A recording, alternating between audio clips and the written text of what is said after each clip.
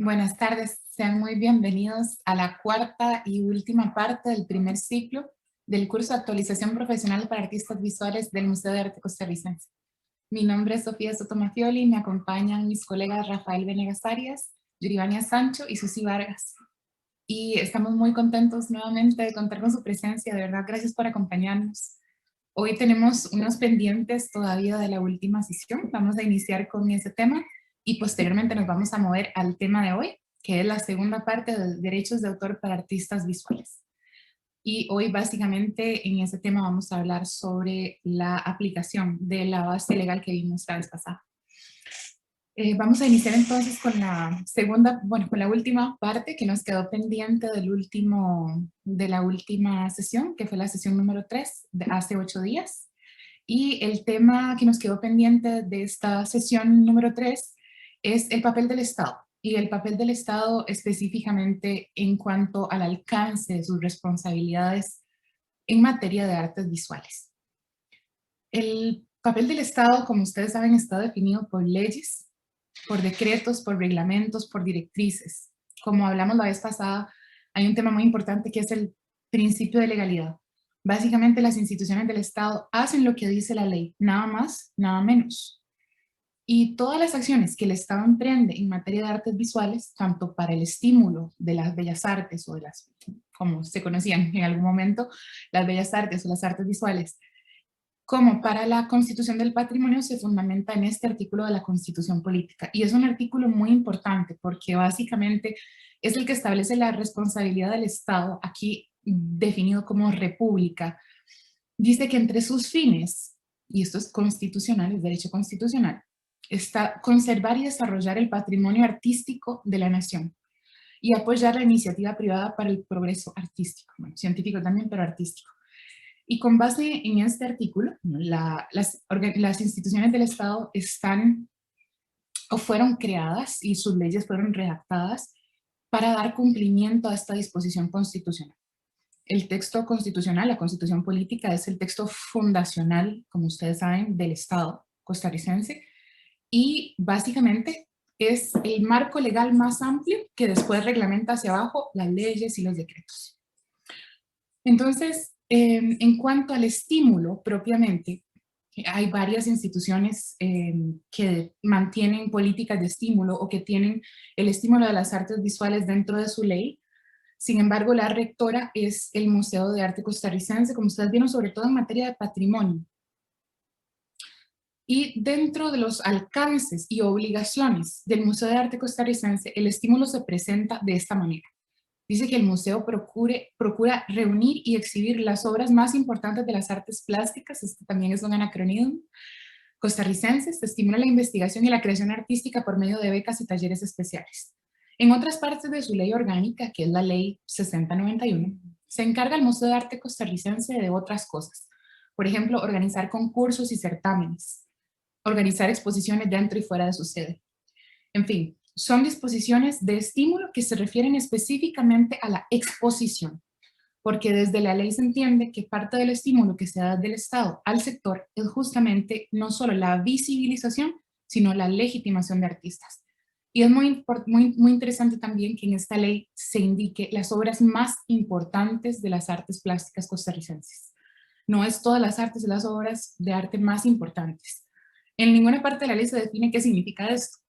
Sin embargo, es interesante que se supone que tiene que haber un tema de selectividad en la misión y en el funcionamiento propio de la institución. Entonces, cuando hablamos de estímulo, hablamos también de esta obligación y esta misión legal. Pasar a la siguiente. Sin embargo, hay otra muy importante que tiene que ver también con para qué sirve este museo. Y es interesante porque esta es una característica única que solamente existe, o bueno, existe en algunos países, pero de otras maneras, que se le da a Costa Rica, que se le da a los museos en Costa Rica. La mayoría de países que tienen un sistema político y legal similar al sistema costarricense tienen instancias especializadas en la conservación del patrimonio. Es decir, hay instancias, por ejemplo, arqueológicas, instancias que se ocupan de los archivos, instancias que se ocupan del patrimonio construido, instancias que se ocupan del patrimonio artístico. Sin embargo, en Costa Rica, la misión de supervisar y conservar muchas de las colecciones patrimoniales está dada a los museos. Y un buen ejemplo de esto es el Museo Nacional. El Museo Nacional, además de ser un museo histórico y generalista, es un museo que fue fundado también y que fue reglamentado también para ser el tutor legal de la arqueología en Costa Rica. Todas las cosas que estén debajo del suelo son tutoría y regencia del Museo Nacional. Y lo mismo pasa con el Museo de Arte Costarricense. De pronto es extraño que un museo sea la instancia que se ocupe de supervisar todas las obras de arte que están en todas las instituciones. Vamos a hablar un poquito de este tema. Pero, grosso modo, el Museo de Arte Costarricense tiene entonces estas dos grandes misiones: constituir y proteger el patrimonio cultural y, además de eso, hacer divulgación y estímulo de las artes visuales en particular, que es su área de rectoría y de tutoría. Entonces vamos a hablar sobre el tema de la constitución y protección del patrimonio artístico muy brevemente para contarles un poco también cómo se está cumpliendo el papel y las obligaciones entonces del Estado en conservar el patrimonio artístico. Hola, buenas tardes. En la sección anterior vimos el marco legal que obliga a las instituciones a la adquisición de obras de arte. Pero, ¿qué es lo que pasa cuando esas obras ya ingresan al Estado? ¿De qué manera se cuidan, se protegen, dónde se custodian, quiénes son los responsables? Esta era una interrogante que hasta hace poco tiempo era una interrogante casi generalizada. En realidad había mucho desconocimiento sobre cómo se cuidan estos bienes. Sin embargo, la inversión de fondos públicos en materia de protección del patrimonio artístico sigue vigente, se sigue invirtiendo dinero en estas obras y de alguna manera había que clasificar y proteger estas obras que ya forman parte del patrimonio artístico. ¿Cuál es el estado de la cuestión? El estado de la cuestión es que el Museo de Arte Costarricense tiene esta obligación desde 1977. Es responsabilidad del museo la supervisión. Y es desde el 2019 que realmente existe un sistema, un lineamiento, un protocolo que nos da idea de cómo cuidar ese patrimonio. Aunque hay estudios, hay documentos que nos dicen cómo se cuidaban en alguna medida ciertas colecciones en las instituciones, no había un lineamiento general. Entonces, imagínense lo difícil que podía ser, por ejemplo, si para el propio Museo de Arte Costarricense no había un lineamiento de conservación, menos en alguna institución como, por ejemplo, el Poder Judicial, que no es su área. ¿Cuáles fueron los retos del museo cuando se enfrenta a esta tarea que es la supervisión? Lo primero es la ausencia de delimitación sobre el alcance de la ley. No se tenía claro realmente el Museo de Arte Costarricense a quiénes atiende, a qué instituciones les tocaba supervisar. Vimos la semana pasada que que la asesoría legal del Ministerio de Cultura ya indicó que es a todo el Estado, aplica a todas las instituciones, pero eso es una cosa que no había claridad hasta hace un par de meses. A una ausencia de inventarios institucionales, aunque en algún momento se hicieron algunos intentos, porque en eso quedó en intentos de hacer inventarios de las colecciones del Estado, estos nunca alcanzaron a las instituciones en su globalidad, ni siquiera al sector de la administración central. Se lograron hacer algunos pocos inventarios. Y todos muy escuetos, ni siquiera se sabía qué información se debía incluir en un inventario.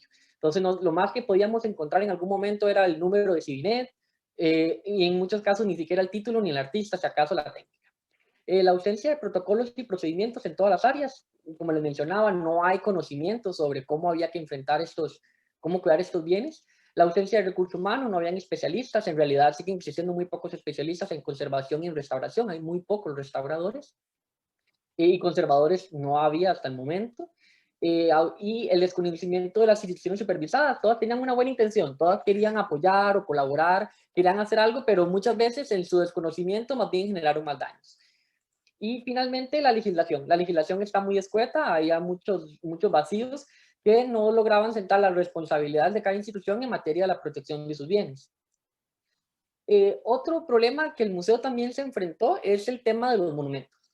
Los monumentos hay un vacío legal con respecto a quién es el responsable de los monumentos, porque los monumentos técnicamente le tocan al Centro de Patrimonio, pero mientras que estén declarados. O sea, imaginemos que un monumento, como por ejemplo las garantías sociales, no está declarado patrimonio. Entonces, en ese momento, el Centro de Patrimonio no es el responsable, pero tiene bienes artísticos de los cuales la instancia que se ha preocupado por brindar asesoría, aunque no es responsabilidad, es el Museo de Arte Costarricense, que ha brindado atención a diferentes monumentos y otras situaciones a veces de tono de emergencia, como el Monumento a las Garantías Sociales, el Monumento al Agricultor, el Parque de Alajuela y otros monumentos que se han visto deteriorados o destruidos en los últimos años.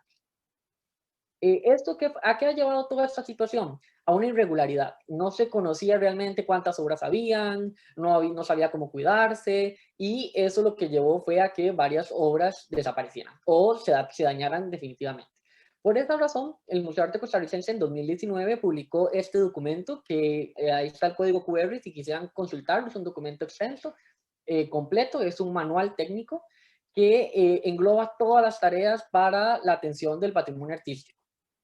Entre las diferentes tareas que aborda este manual está el registro de inventario, cómo se hace un registro correcto, la documentación, todos los papeles que dan fe de la propiedad de un bien y de su trayectoria en el tiempo, la actualización y control, que es la que permite que año a año y periódicamente sepamos qué le está pasando a las obras, cómo las están cuidando, inspecciones técnicas constantes, la conservación, cómo se cuidan, cuáles son, no solo es cuando la obra se dañó, sino cuál es la conservación preventiva, cómo se cuida la obra para que se mantenga en el mejor estado posible, los trámites administrativos para la adquisición, cómo se compra, cuál es el trámite, quién debe aprobarlo, que aunque está marcado en ley, no siempre era de conocimiento general. Y finalmente, una sección de atención de emergencias. Se atendieron de momento solamente 5, inundaciones, fuego, robos, pero es un tema que debe ampliarse. También se establecieron los responsables. Había un desconocimiento general sobre qué profesional atiende cada área. Entonces era muy común que llamaran al museo a pedir que ocupaban un curador para restaurar una obra o que ocupaban un museógrafo para hacer labores de comunicación. Entonces ese tipo de cosas no había claridad, por eso el museo hizo un glosario de cuáles son esos profesionales externos, no todos forman parte de las instituciones, muchas veces son servicios contratados, que debían atender las colecciones. Entonces se establecen los responsables a nivel institucional, los jerarcas, los responsables. Ahora cada institución tiene una persona que es responsable de las colecciones. Así que cuando pasa algo ya ahora es más fácil. El museo puede llamar simplemente a qué está pasando con esta obra porque hay un reporte ciudadano, mientras que en la antigüedad, pues para lograr hacer algo había que llamar a la institución, buscar al jerarca, que el jerarca decidiera a alguien y pues en ese tiempo las obras se dañaban. Y finalmente también se definen una serie de responsables externos que brindan servicios como el historiador del arte, el curador, perito, conservador, restaurador, marqueteros, museógrafos, fotógrafos, montajistas y una gran serie de etcéteras, porque son realmente muchos profesionales. Para ayudar a hacer más fácil esta información, que no solamente ha sido utilizada por las instituciones, sino también por la ciudadanía en general. Hay muchos lineamientos que se aplican también para colecciones particulares. Es el portal web. En el portal web de colecciones estatales van a poder encontrar todos los trámites, recursos, servicios que el museo ofrece bajo esa responsabilidad de la supervisión de las colecciones del Estado. Y además es el lugar donde se ha ido colocando todas las obras que se han ido digitalizando. Entonces tenemos una base de datos única, la primera base de datos de colecciones del Estado, que aunque existen bases de datos en otros lados, pues son colecciones particulares, colecciones universitarias, pero colecciones del Estado es la primera vez incluso que se registraban a nivel de registros inventarios y también a nivel fotográfico. Esto nos llevó a una organización y una definición de protocolos, qué debía hacerse, cómo debía hacerse, quiénes eran los responsables, los plazos y todas las demás tareas que han llevado pues a que todas las instituciones en el último año, empezando en 2020 y lo que lleva al 2021, ya empiecen a implementar todos esos protocolos, la Asamblea Legislativa, el Museo Juan San, diferentes museos del Ministerio de Cultura y otras instituciones que ya han empezado a inventariar y organizar todos sus bienes. Esto también llevó a una notificación formal, o sea, cada institución fue notificada formalmente con un documento que le da la responsabilidad legal sobre estos bienes, ya no pueden alegar que no conocen cuáles son los cuidados, y además se han capacitado. De momento el museo ha capacitado a más de 100 personas y más de 35 instituciones en el último año. Entonces, realmente ha sido un logro a nivel de conocimiento del Estado de cómo se cuidan estos bienes. Adicionalmente, se va creando el inventario estatal, que en este momento se encuentra en proceso, porque no todas las instituciones han inventariado, es un proceso pues paulatino, son muchas instituciones, y hay colecciones que a veces son extensas, de hasta 500 obras.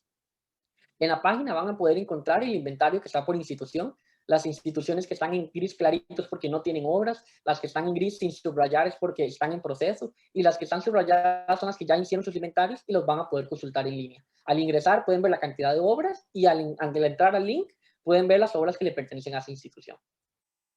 Además, otro ejemplo importante de transparencia en la gestión del patrimonio artístico es el listado de adquisiciones aprobadas por la Junta. Habíamos visto pues el proceso complejo que lleva la adquisición de obras, pero aún así hay instituciones que adquieren, no solamente museos, sino hay instituciones que realmente compran obras.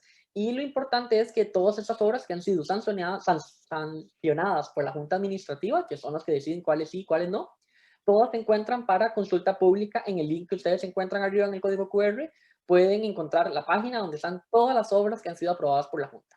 Entonces ahí está cada institución, quién fue el responsable de autorizar y una imagen que permite identificar cuál es el bien que ha sido adquirido. Entonces podemos darnos cuenta que en realidad pues el museo ya ha cumplido con su labor de permitir la adquisición de obras de arte y pues de alguna manera estamos ahora poniéndolo a disposición del público. Muchas gracias, Rafael. Esto es importante, queríamos compartirles exactamente qué pasaba con las obras una vez que son adquiridas por los poderes públicos. El Museo de Arte Costarricense tiene esa gran responsabilidad. Para cumplirla, ha iniciado desde el año 2018 el proceso de inventariar, entonces, como explicó Rafael, las obras para saber qué obras de arte conservan las instituciones. Muchas de ellas han sido adquiridas por donación y algunas por compra. Escuchemos lo que dijeron José Joel y Marisol. Pediría si fuera posible, bueno, sí, a todos poner sus micrófonos en off hasta el momento de preguntas. Muchas gracias. Pero bueno, voy a retomar entonces estas dos misiones que tiene el museo y que tiene el museo como institución rectora. No vamos a entrar en detalle de todas las formas de estímulo para las bellas artes en el Estado, porque son realmente muchas. La vez pasada abordamos algunas instituciones que atienden las artes visuales, sea de manera específica, que son los dos museos, el de Arte Costarricense y el Museo de Arte y Diseño Contemporáneo. Es una institución con una ley mucho más actualizada y reciente. Y después todas las otras instituciones que son museos o centros culturales propios del Estado que también toman parte en el estímulo a las bellas artes, a las artes visuales, de manera expositiva, de manera divulgativa por medio de publicaciones o bien de otras formas, por ejemplo, concursos y certámenes, además de ser, por supuesto, parte compradora de arte del Estado, como son las municipalidades y en general todas las instituciones estatales, como vimos con la ley de estímulo justamente. Pero el Museo de Arte Costarricense entonces también ha desarrollado, y esto voy a pasar muy rápido porque es como una cápsula más informativa, otras acciones de estímulo y además de eso algunas tendientes a forjar comunidad. Esto ha sido realmente un reto, a veces es difícil alcanzar algunas poblaciones de artistas, incluso algunos artistas que geográficamente están lejos del museo. Ha sido un reto para nosotros como institución y no lo dudo que lo sea también para el Museo de Arte y Diseño Contemporáneo y para otros museos que tienden a estar muy concentrados en el Valle Central. El museo ha hecho actividades de alcance a los artistas y sobre todo ha generado algunas plataformas, esta un poco anacrónica, tengo que admitirlo, que es el Salón Nacional de Artes Visuales que retomamos en el año 2017 como un experimento para traer al Museo de Arte Costarricense un poco de lo que en algún momento en décadas pasadas tuvo, que fue la posibilidad de hacer prospección de artistas nuevos y hacer prospección de artistas consolidados, cuyas obras no necesariamente estaban en ese momento visibles en otras partes. Y el Salón Nacional que retomamos en el año 2017 reunió de manera muy interesante artistas muy consolidados con artistas emergentes. En total, más o menos 40, 50 artistas, no recuerdo exactamente el número, pero es alrededor de esa cifra, estaban representados en el Museo de Arte Costarricense, elegidos por un jurado internacional de 3 áreas de América Latina, regional e internacional, para justamente generar una plataforma de visibilidad, un poco más allá de la expectativa canónica de la exposición monográfica o de la exposición colectiva.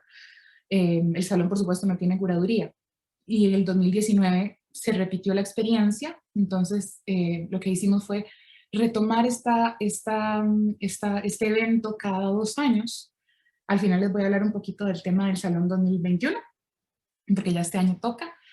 Pero bueno, es una experiencia que el Museo de Arte Costarricense retomó también para visibilizar no solamente artistas mucho más consolidados, que es lo que generalmente se espera o se esperaba del Museo de Arte Costarricense, sino para visibilizar prácticas nuevas, prácticas actuales de artistas visuales. El Museo de Arte y Diseño Contemporáneo también, a través del certamen Inquieta Imagen de la Sala 1.1, ha generado espacios muy importantes de visibilización de nuevas prácticas artísticas. El Museo de Arte Costarricense también retomó, o digamos cambió un poquito la manera en que hace sus exposiciones. Como ustedes recordarán, bueno, algunos de ustedes tal vez que han estado más cercanos al museo, del 2010 al 2013 estuvo cerrado por remodelaciones, y en el 2013 al 2016 el museo mantuvo un guión importante que se llamó Diversidad e Hibridación en el Arte Costarricense, y era un guión de 84 obras de arte que estuvieron expuestas 3 años, hasta el año 2016. Y este guión de corte histórico fue, digamos, modificado por 2 razones. Y esta es una pregunta que nos llegó también la semana pasada sobre el tema del guión. Creo que hay en algún momento alguna parte de la comunidad ha sentido alguna necesidad de volver a tener un guión permanente y un guión con algunas piezas icónicas. Y de esto lo voy a explicar muy, muy brevemente. Las obras de arte que se conservan en los museos y en las instituciones tienen un carácter patrimonial. Eso significa que esperamos de ellas que nos sobrevivan a nosotros y que sobrevivan muchas generaciones, que la gente dentro de 10 siglos las conozca y las ame. Y para eso implica que estas obras tienen que durar 10 siglos o más. Y para eso es necesario que duerman. Es decir, una obra en papel puede ser expuesta apenas unos meses, apenas unas semanas al año, para poder garantizar que la obra se va a mantener muchísimos años en buen estado. Entonces, tener expuesta una obra en papel o en tela durante 3 años es muy peligroso para una obra, y durante 5, 6 o 10 años es inaceptable, a menos que el museo o la institución que la expone cuente con materiales de conservación extremadamente sofisticados. Como ustedes imaginarán, obras de arte que se conservan en grandes museos europeos que nunca se mueven de ahí, están protegidas con una serie de barreras de luz, con barreras atmosféricas que las protegen. En nuestro caso, lamentablemente no tenemos condiciones ni materiales accesibles localmente para mantener las obras en exposición por largos periodos de tiempo. Por esa razón, era muy importante que las obras pudieran moverse. Además de eso, que el Museo de Arte Costarricense tiene 7.500 obras en acopio, y era necesario que esas obras se movieran y que la gente las conociera más y mejor, y no solo necesariamente las mismas. Aunque yo sé que a veces extrañamos que esté el Portón Rojo, y lo digo también, que esté el Portón Rojo o Domingueando, que son obras icónicas de la colección del museo, pero es importante que las obras se muevan y que algunas puedan dormir, y que puedan dormir esencialmente periodos más largos de los que están expuestas. Por esta razón, el Museo de Arte Costarricense, además de por la necesidad de variar y de hacer más accesible a las personas, a los usuarios, a los ciudadanos, las distintas manifestaciones y expresiones del arte costarricense que están vivas, ha diseñado una nueva programación desde el año 2016 con exposiciones históricas, con exposiciones transcronológicas, con exposiciones colectivas, temáticas, monográficas, de todos los periodos. Y hemos intentado modificar esta idea del guión permanente, del guión perenne, por una oferta variada de guiones históricos acompañados de exposiciones, de las nuevas adquisiciones, de exposiciones monográficas, de exposiciones temáticas. Y esto es una manera también de estímulo y de incentivo, porque le permite a la gente acercarse a manifestaciones nuevas y distintas de las artes visuales, distintas y nuevas de aquellas que conocemos y que consideramos icónicamente como patrimonio. Y de esto se trata esencialmente, por ejemplo, de exposiciones como los salones nacionales. Y además de eso, la importancia de abrir el museo a expresiones un poquito más contemporáneas, porque como hablamos la vez pasada, el Museo de Arte Costarricense se ocupa del arte costarricense de todos los periodos. No es un museo que se ocupa solamente de la primera mitad del siglo XX, sino del arte costarricense de todos los tiempos. Entonces, bueno, esto es para contarles un poquito en qué habíamos estado trabajando y desde dónde se hace estímulo, que es desde la valorización, desde la legitimación, desde la visibilización de las prácticas artísticas del pasado y del presente. Y en esto justamente ha trabajado el Museo de Arte Costarricense, además de sus programas educativos, que son también dirigidos en general a la ciudadanía de manera abierta. como Interacciones, que es un programa que se ha desarrollado sobre varios años, sobre arte costarricense, arte latinoamericano, fotografía, historia de la fotografía en Costa Rica, en Latinoamérica, y otras manifestaciones y expresiones artísticas, y que se ha desarrollado en modalidades teóricas y modalidades prácticas, y abierto a todas las personas. Y bueno, otro ejemplo de lo que les estoy contando es un poco lo que estamos haciendo hoy, que es otro programa de formación, en este caso dirigido específicamente a los artistas visuales, que este es el primer año que lo hacemos con artistas visuales. Hace 2 años fue con los colegas de Historia del Arte, y bueno, son servicios también que tienden a la visibilización, a la educación, a la valorización de las artes visuales y del patrimonio. De esta manera es esencialmente la forma más canónica en la que el Estado ha atendido el tema de las artes visuales, además de ser, por supuesto, comprador y además, por supuesto, de ser partícipe entonces tangencial del mercado del arte. Pero como hablamos la vez pasada, y esa es la continuación, su papel esencialmente es el papel del legitimador. Esto me lleva a hablar de un tema delicado pero importante, que son los límites del Estado. En países como el nuestro tendemos a veces, y lo digo también desde mi perspectiva, a contar mucho con el Estado para muchas cosas. Y el modelo al que hemos estado acostumbrados, sobre todo el modelo en que fueron fundadas y en el que han funcionado las instituciones culturales, es un modelo muy paternalista. Cuando uno lee la ley del Museo de Arte Costarricense, entiende rápidamente que el museo estimula las artes por medio de las becas y los certámenes. Pero bueno, esas formas de estímulo finalmente son muy dirigidas, no abordan la comunidad en general. El estímulo sigue siendo relativamente pequeño en alcance.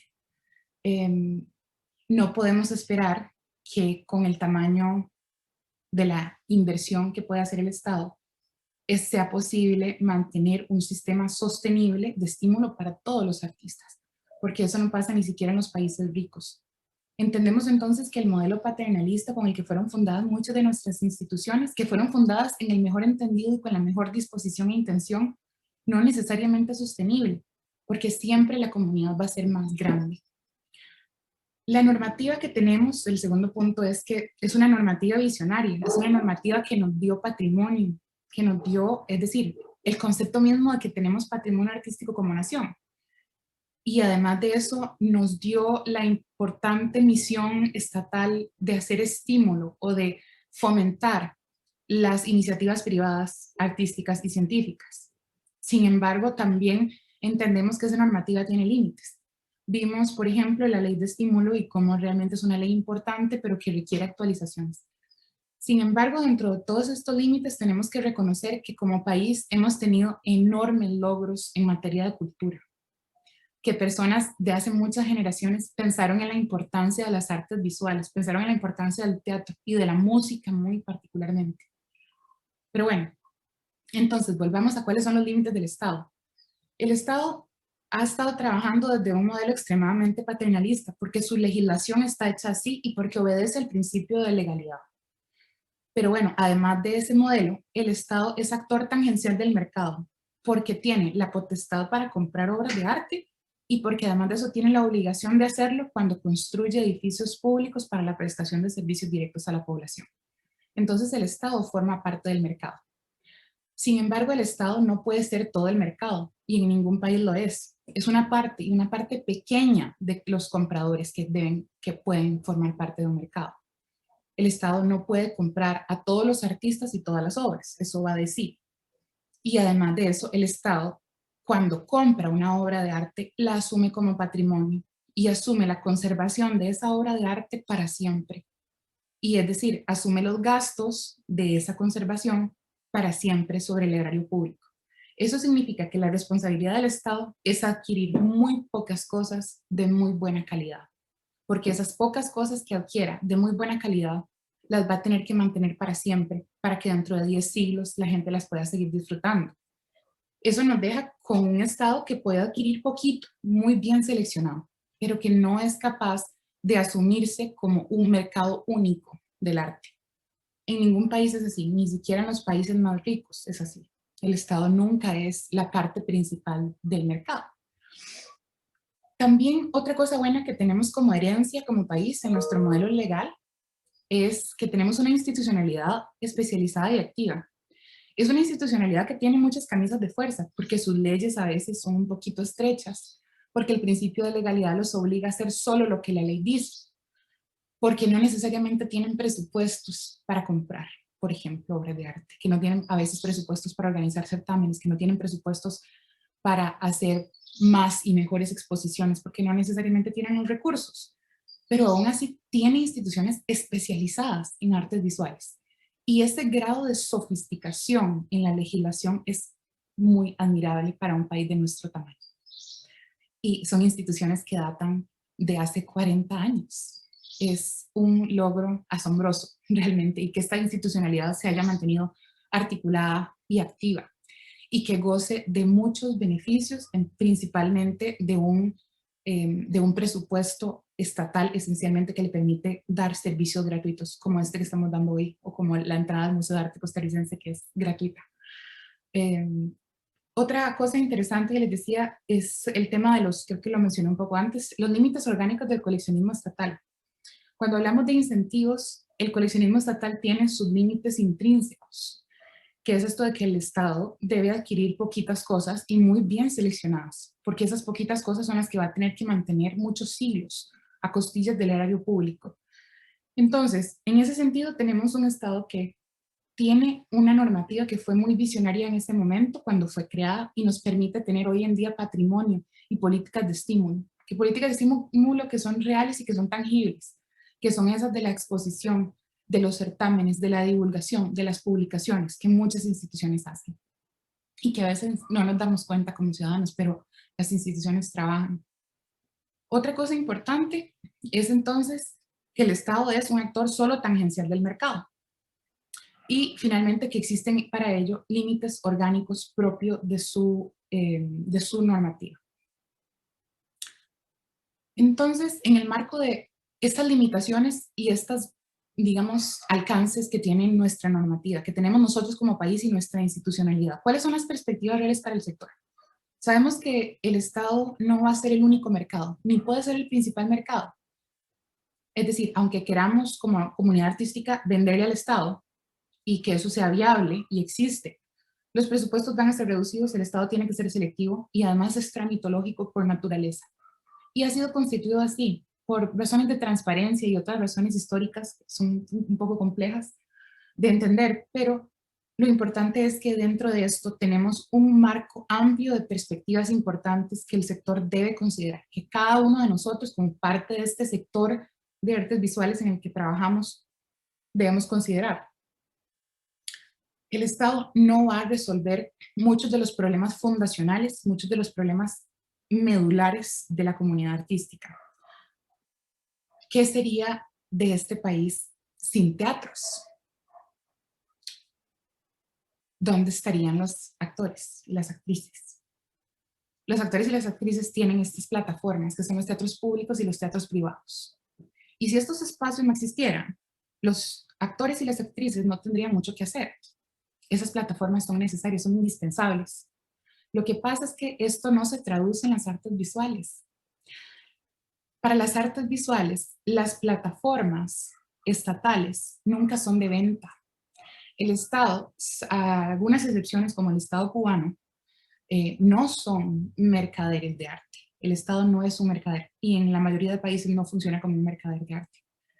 Y las plataformas que existen, muchas son únicamente de visibilización. Entonces, la problemática del artista visual esencialmente también reside ahí, en que solamente puede vivir de su arte, vivir de su trabajo por medio de plataformas privadas, y que las plataformas privadas son exiguas y no alcanzan para la oferta que hay.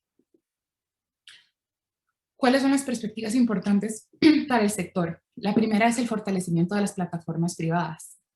Las plataformas privadas no estoy hablando de necesariamente de una persona física o jurídica, pero es importante tener en cuenta que el fortalecimiento de las plataformas de venta es lo que puede realmente convertirse en un motor para que la práctica artística de un país sea viable y sea sostenible en el tiempo para una comunidad artística. Está en sus plataformas, dentro de Costa Rica. Ni siquiera estoy hablando de plataformas para colocar artistas afuera. La segunda tiene que ver con la formalización de los artistas. Y esto es muy interesante y hay una gran divergencia, por ejemplo, entre los artistas visuales o los que trabajamos en las artes visuales y otros gremios dentro de la cultura, por ejemplo, los diseñadores de producto, que tienden desde que empiezan su carrera a formalizarse de manera muy rápida, a estar inscritos en Hacienda, a pagar sus impuestos, a estar inscritos en la caja, tener toda esta serie de trámites resueltos para poder gestionarse, autogestionarse. La formalización de los artistas visuales sé que es más lenta y es distinta. Y sospecho que también un poco el modelo tan paternalista que en algún momento existió en muchas décadas atrás ha fomentado el hecho de que la formalización de los artistas visuales sea un poco más lenta en muchos casos. Por ejemplo, el hecho de que muchos no puedan o no tengan recursos o no estén inscritos o no conozcan los trámites para poder emitir una factura. Habla sobre el nivel de formalización que tenemos nosotros en el sector, que no podamos emitir una factura. Otra cosa importante a tomar en cuenta y que forma parte de las perspectivas necesarias de considerar por el sector es la vida asociativa. Las asociaciones, y con esto vuelvo a una cosa que dijo don Álvaro Brachi la vez pasada cuando estábamos conversando al final de la sesión, hablaba sobre la cooperativización de servicios y trámites, y esto va de la mano con la vida asociativa. La cooperativización de los artistas ha sido el arma de trabajo y la herramienta de trabajo de los artistas visuales en muchos países, incluido Alemania. Realmente son los gremios de artistas organizados en sindicatos, en federaciones y en asociaciones los que han logrado mover la legislación y además de eso obtener muchísimas ventajas, por ejemplo, fiscales, administrativas, técnicas, jurídicas, de todo tipo, para esa comunidad en específico. Y además de atender necesidades específicas de normativa que no necesariamente estaba ajustada a las artes visuales, que es usualmente el caso. La número 5 que quería comentarles es una perspectiva importante. Es el desarrollo de nuevos mercados. Y creo que hablamos de esto cuando hablamos del mercado hace 2 sesiones. En el sentido de que es para una persona que va a comprar arte.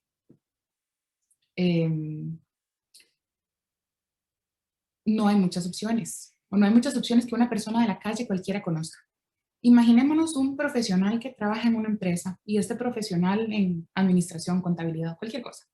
Quiere hacerle un regalo a su mamá y quiere comprarle una obra de arte y dispone de 70,000, 80,000, 100,000 colones, tal vez le quiere hacer un regalo de cumpleaños a su mamá. ¿A dónde va? Puede que busque, bueno, ¿en qué galería? Pero de pronto puede llegar a una galería, tal vez una galería que no conoce y que tal vez tiene ciertos precios, ciertos rangos de precio y entra y se asusta y dice, yo no puedo comprar esta obra de $10,000. Hay un tema de mercado y de conexión con la realidad y conexión con la realidad local, es decir, con la realidad de cuál es mi mercado. Y esto es muy importante tanto para los artistas como para las plataformas. Está muy bien si un artista tiene una cotización de $10,000 para arriba, pero es posible también para muchos artistas generar y mantener un mercado local, manteniendo precios que permitan un consumo interno, que es un consumo de mercados nuevos, que son locales, que son responsables y que son democráticos. Con esto vuelvo a la idea del supermercado del arte. No es exactamente lo mismo, pero básicamente son plataformas mucho más democráticas que permiten un consumo de arte de gente que quiere tener una obra de arte, hacer una pequeña inversión, tener algo bello, tener algo que hable, una obra de arte que hable en su casa, que les hable. Y esto es difícil de obtener para un consumidor, llegar y encontrar a un artista, a una obra que le guste y a un precio que pueda pagar es difícil. Y es normal que mucha gente se asuste cuando entra a una galería y ve precios de $5,000 para arriba, y lo que hace este consumidor, esta persona que quiere comprar una obra de arte, es preferir irse a Semaco o a Alice o a cualquier otra tienda y buscar una litografía de algo, una serigrafía, ni siquiera una serigrafía, una litografía, una reproducción cualquiera, y comprar eso, porque hay un tema de acceso básico, tanto por el lugar, a dónde, en qué plataforma, y segundo, cuando encuentran una, a veces por el precio, que son precios prohibitivos para los mercados nuevos. Entonces, hay un margen de aprovechamiento, hay una oportunidad, hay una perspectiva, y es lograr conectar con este mercado, que es un mercado local, es un mercado que quiere comprar local, que quiere comprar responsable, que quiere comprarle artistas de su país, y que tiene como explicó Rafael las dos sesiones, una voluntad de tener en su casa una pequeña inversión, una linda obra de arte, algo que le conmueva de alguna manera, sea arte contemporáneo, sea arte moderno, sea arte tradicional, poco importa, pero existe este mercado y es necesario desarrollarlo. En Costa Rica hay muy poquísimas, menos que poquísimas, plataformas que ofrezcan este tipo de productos y que puedan conectar con estos nuevos mercados. Va de la mano con los espacios expositivos adaptados a la realidad nacional. No podemos esperar que los espacios expositivos sean cubos blancos, todos perfectos y con recursos ilimitados. Hay espacios expositivos que son del tamaño que somos y aprovecharlos de la mejor manera, tanto en espacios privados como en espacios públicos, es un reto. Y en la variedad justamente hemos intentado, por lo menos desde el museo, generar un cambio en la manera en que podemos usar esos espacios expositivos para poder visibilizar la mayor cantidad de artistas que sea posible, que tengan una buena calidad. Y eso es muy importante también desde las fundaciones de arte, perdón, de las fundaciones privadas, desde los espacios privados, desde los espacios diplomáticos como públicos y privados del todo. Y también quería apuntar sobre las perspectivas para el sector. Otra razón importante por la cual nunca es una buena idea solamente contar con el Estado o con los espacios estatales. Y esta es quizá la más interesante de todas. Cuando contamos con el Estado como principal espacio de visibilización, estamos focalizándonos a un discurso curatorial estatal. Y esto nunca es bueno en un país. El discurso que generan los museos estatales, los museos públicos, siempre es un discurso oficial. Y es necesario que haya una insurgencia contra esos discursos, que haya una insurgencia, que haya una revuelta, que haya otras voces. Y aquí la importancia enorme de las galerías, de los centros culturales no estatales, de los espacios de arte, de los espacios privados. Y está justamente en generar otros discursos, en promover otros artistas, en hablar de otro tipo de artes visuales que no sean del gusto estatal. Y esto lo digo también como historiadora del arte y también como directora del Museo de Arte Costarricense. Es importante, es necesario que existan paralelamente a los discursos oficiales, discursos curatoriales que los sobrepasen, que los contradigan. Y esto tiene que ver con la posibilidad de que muchos artistas sean visibilizados aunque no entren en el gusto estatal, porque el gusto estatal es una cosa que existe y se establece desde la curaduría, desde lo científico, pero está ahí. Entonces, otra de las perspectivas importantes es no perder de vista la necesidad, la importancia de estos espacios que concurran con el discurso oficial, con las selecciones oficiales en las artes visuales, porque estos discursos son vitales en el desarrollo de la historia del arte de un país.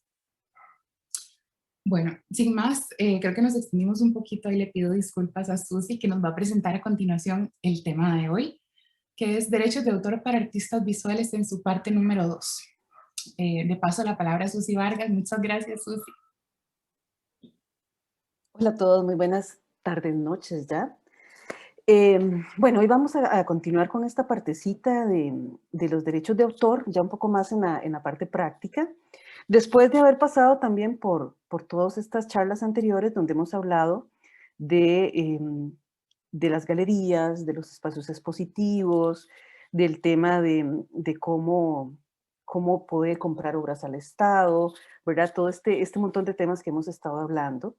Y bueno, y finalmente también cómo es que divulgamos también nuestro trabajo en otros ámbitos, como es el espacio de Internet, ¿verdad? Que hace unos años pues no era una preocupación realmente, pero por supuesto a la llegada de medios como Internet y sobre todo en los últimos 20 años y en la última década y en los últimos 5 años, ¿verdad? Que cada vez han ido apareciendo muchas más herramientas y plataformas de divulgación, pues siempre es bueno utilizarlas, ¿verdad? Es como bastante, casi absurdo no usarlas, pero tenemos que saber cómo hacerlo y también tenemos que saber cómo proteger nuestras obras en estos medios.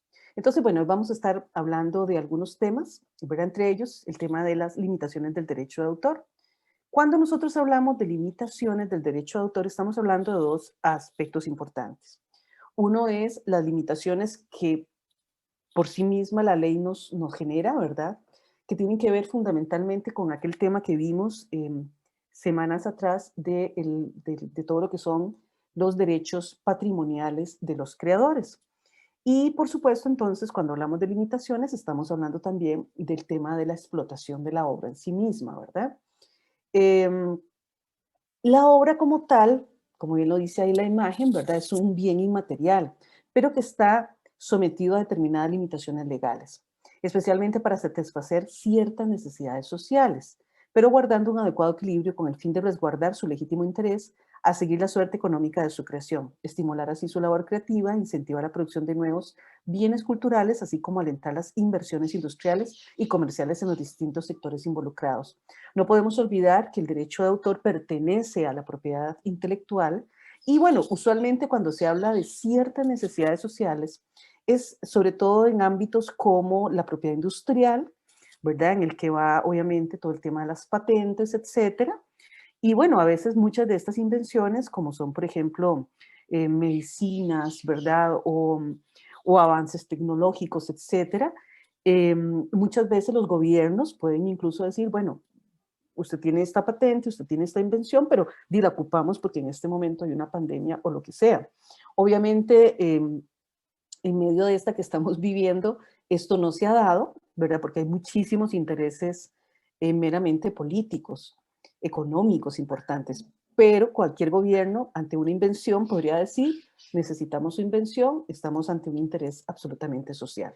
En el arte no se da tanto, ¿verdad? No se da tanto, pero sí podemos estar en algún momento tocados por esta cuestión del interés social de nuestro trabajo.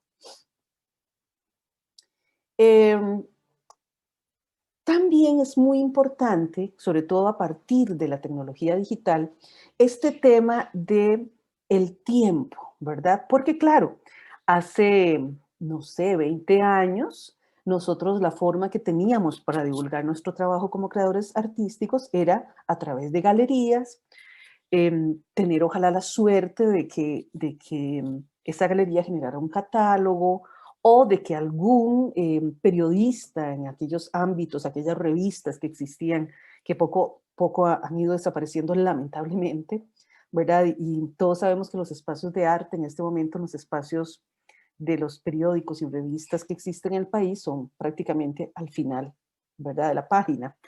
Ya no tienen ese peso tan importante que tenían en algún momento, ¿verdad? Y eso es muy doloroso porque prácticamente fueron precisamente esas revistas tipo Áncora, ¿verdad? Hay muchos suplementos, que si yo tenía La Prensa Libre, La República, tenían una sección dedicada al arte. Y de hecho ahí es donde podemos encontrar la historia del arte en Costa Rica, a través del periodismo impreso y de todos estos periodistas. Entonces, si uno hace 20 años tenía la posibilidad de un catálogo, de un anuncio en la prensa, pues tenías entonces un medio de divulgación. Pero claro, después del tema de Internet, prácticamente podemos estar en muchos lugares a la vez y no necesariamente de una manera positiva para nuestro propio trabajo.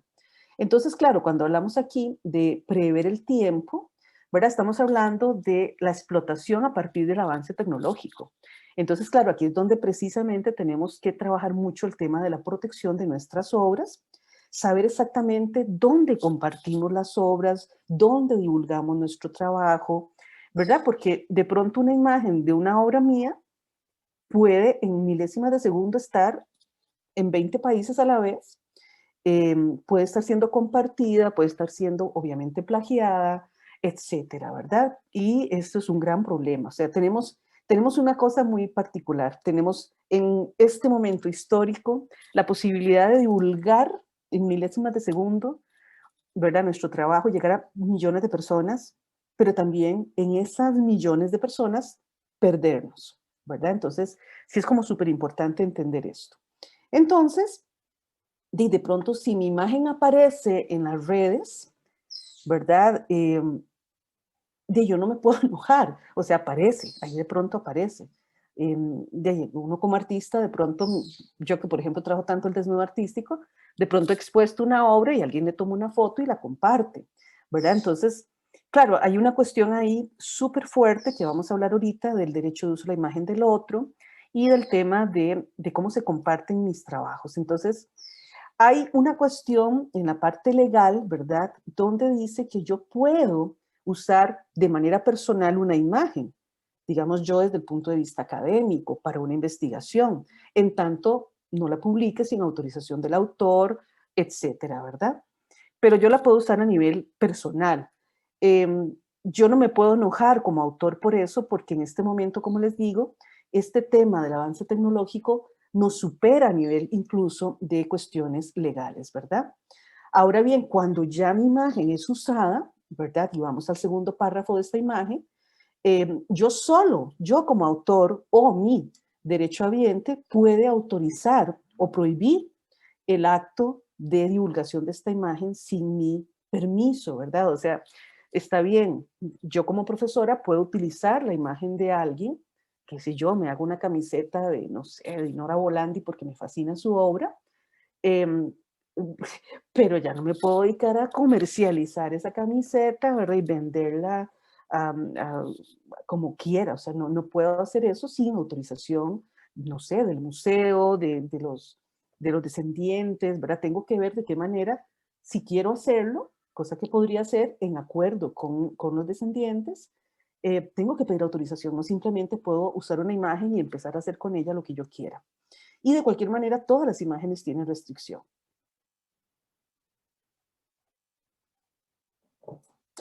En el capítulo 1 de la Ley de Derechos de Autor, artículo 8, ¿verdad? Volvemos a tomar aquella cuestión de que los derechos morales impiden que cualquier persona adapte, traduzca, modifica, refunda, compedie, parodie, extracte, ¿verdad? O transforme de alguna manera la obra, ¿verdad?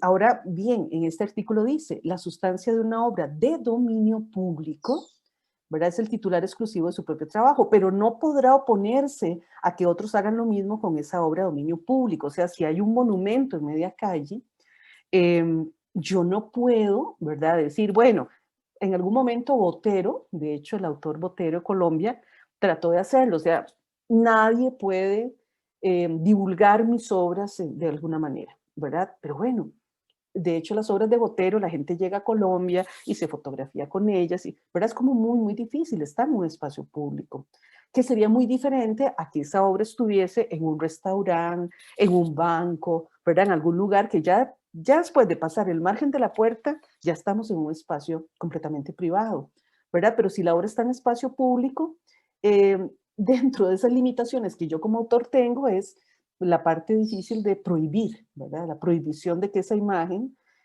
pueda ser usada a dominio público. Voy de nuevo.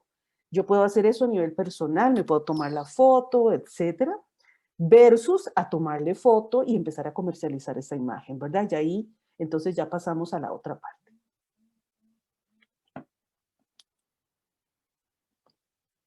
En el mismo capítulo, en artículo 71, ¿verdad? Además nos dice que es lícita la reproducción fotográfica o por otros procesos pictóricos cuando esta reproducción sea sin fines comerciales. Es esto de lo que estamos hablando. De estatuas, monumentos y otras obras de arte protegidas por derecho de autor adquiridos por el poder público expuestos en las calles, jardines o museos, ¿verdad? Entonces, de nuevo, yo puedo usar una obra de estas para una cuestión personal, para una cuestión didáctica, porque me gusta y la quiero imprimir y la puse en mi casa, pero no puedo comercializar con esa imagen sin autorización de la institución que esté a cargo de esa obra, si está ¿verdad? A nivel pública, e incluso del mismo artista, que es el que finalmente, para muchas cosas, da el permiso, ¿verdad? Yo decir, mira, me encanta esta escultura tuya que está aquí, y me gustaría hacer algo, o sea, puedo hacer alguna variante, podemos hacer una serigrafía, ¿verdad? Entonces, es importante entender este artículo 71, ¿verdad? Porque si yo voy a comercializar con eso, sí requiero autorización. Ahora, las otras limitaciones están muy cercanas a ¿a qué puedo yo reproducir o no? ¿Verdad? Y en el caso del arte, está más cercano a temáticas como el cine o la fotografía, ¿verdad? Porque, claro, yo finalmente en pintura puedo interpretar, pero en fotografía la imagen está en directo, o sea, no es lo mismo hacer una pintura de un niño desnudo que poner una fotografía de un niño desnudo, porque además hay toda una regulación alrededor del uso de la imagen de niños y de adultos mayores, por ejemplo, o personas que estén en alguna situación particular. Entonces, claro, es que aquí esto está regulado por el PANI o está regulado, ¿verdad?, por una gran cantidad de cuestiones que tienen que ver, incluso el uso mismo de las imágenes de mujeres, ¿verdad?, ya está regulado por otras instancias en el caso de la fotografía. Entonces, bueno, también a veces a mí me han llegado comentarios de gente que me dice, mira, es que mi pintura apareció reproducida en esta cuestión sin permiso. ¿Qué hago? ¿Los demando? Pero bueno, como en el ejemplo que sigue, ¿verdad? No necesariamente, si quieren pasamos la diapositiva, ¿verdad? Yo puedo tener una imagen de este tipo. Aquí habían varias revistas dedicadas únicamente a arquitectura o a espacio interno, como Casas y Estilos, ¿verdad? Entonces, bueno, yo invitaba a alguien a mi casa, ese fotógrafo hacía imágenes de mi casa, y obviamente en mi casa de pronto habían obras de arte. Pero si la obra no es el tema principal de la imagen, ¿verdad?, sino que solo es un elemento más del espacio, no requerimos de permiso, ¿verdad? Eso es súper importante. Entonces, si aquella pintura que está en el fondo, la que está lateral, es mía, yo digo, bueno, ay, mira, bueno, ya apareció, pero de pronto es hasta publicidad. A veces uno tiene que también entender como autor, ¿verdad?, que, bueno, por lo menos algunas revistas sí ponen crédito de algunas obras cuando, como les digo, la obra sustancial, o sea, cuando la obra pictórica de pronto, no sé, este tipo de libros de casa mexicana, casa colombiana, donde está la pintura enorme y un detalle de una mesa. Entonces usualmente sí ponen, ¿verdad?, pintura de, no sé, Rufino Tamayo, ese tipo de cosas. Pero cuando la obra no es sustancial, no es el elemento principal de la imagen, no requerimos autorización. Como les decía, en el caso de la fotografía, a veces pensamos, ¿verdad?, los fotógrafos a veces tienen esta cuestión de que, bueno, mira, esta gente está en la cárcel, le pido permiso al director de la cárcel, o al director del asilo de ancianos, o al director de la escuela con estos niños, y ya es suficiente, ¿verdad? Pero en fotografía la cosa es mucho más complicada. Yo necesito la autorización de los tutores legales de ese niño, necesito la autorización legal del tutor de ese adulto mayor o del mismo adulto mayor si tienen la capacidad de dármelo, o en el caso de estos jóvenes, para este ensayo de Gloria Calderón, que es tremendamente hermoso, hecho además en fotografía analógica, estos jóvenes, a pesar de que son menores de edad, ¿verdad?, tienen la posibilidad de dar también el derecho de uso de su propia imagen. Entonces, bueno, este tipo de cosas son muy importantes y, como les digo, en fotografía es fundamental. Y aquí tenemos que hacer un contrato de uso de imagen que es muy importante. El hecho de que la foto sea mía no quiere decir que yo pueda utilizar esa foto a conveniencia, ¿verdad? O sea, yo tengo que tener la autorización de uso de esta gente. Por muchísimos años, obviamente, esto no se daba, no era tan regulado, ¿verdad? Yo le decía a alguien, mira, me posas, ¿verdad? Y yo les dejaba las fotos. Bueno, uno como fotógrafo tiene que tener mucha ética, ¿verdad?, donde divulga ese tipo de imágenes. Y ya, era una cuestión como de contrato hablado.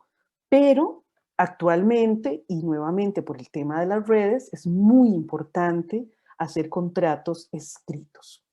Se puede dar en el caso como el tema de las cárceles de Gloria Calderón o en Alejandra Guzmán, ¿verdad?, que es una fotógrafa que hizo un ensayo maravilloso sobre el tema de la mastectomía, ¿verdad?, de toda esta cuestión tremenda en el cáncer femenino y masculino.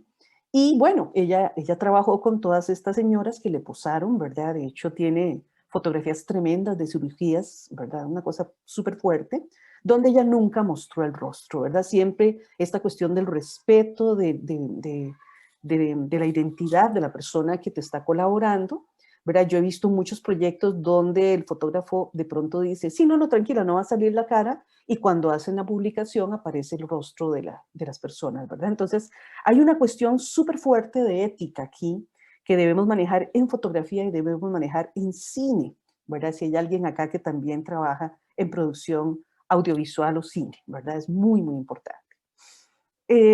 Y bueno, y el tema tremendo acá, ¿verdad? Del uso de las imágenes de niños, sobre todo en condición frágil, ¿verdad? Como el tema de la desnudez o alguna otra situación. De hecho, se genera, digamos, todo un proyecto importante de protección de las imágenes de niños en Internet. Y en el caso de, por lo menos de Costa Rica, cuando aparece la imagen de un niño, usualmente esa imagen, si aparece en el periódico impreso, puede aparecer el rostro con autorización de sus padres.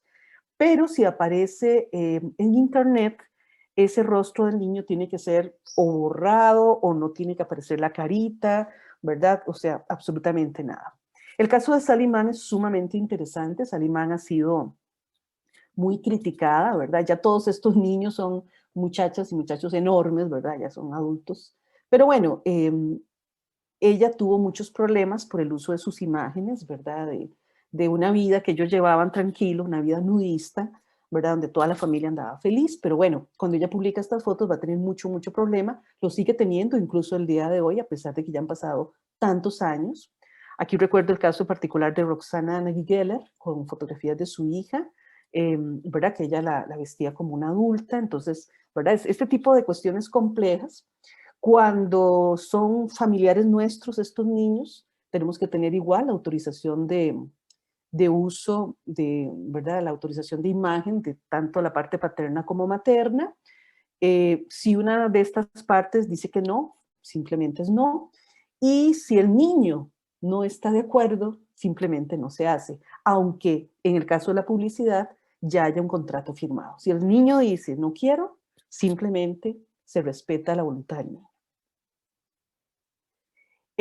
Este caso es muy interesante, es el caso de un proyecto documental en el Triángulo de Solaridad, que estaba antes ahí por el hotel, ya se me olvidó el nombre del hotel, bueno, ahí por Tibás, que hace poquito lo quitaron, ¿verdad?, por la nueva carretera.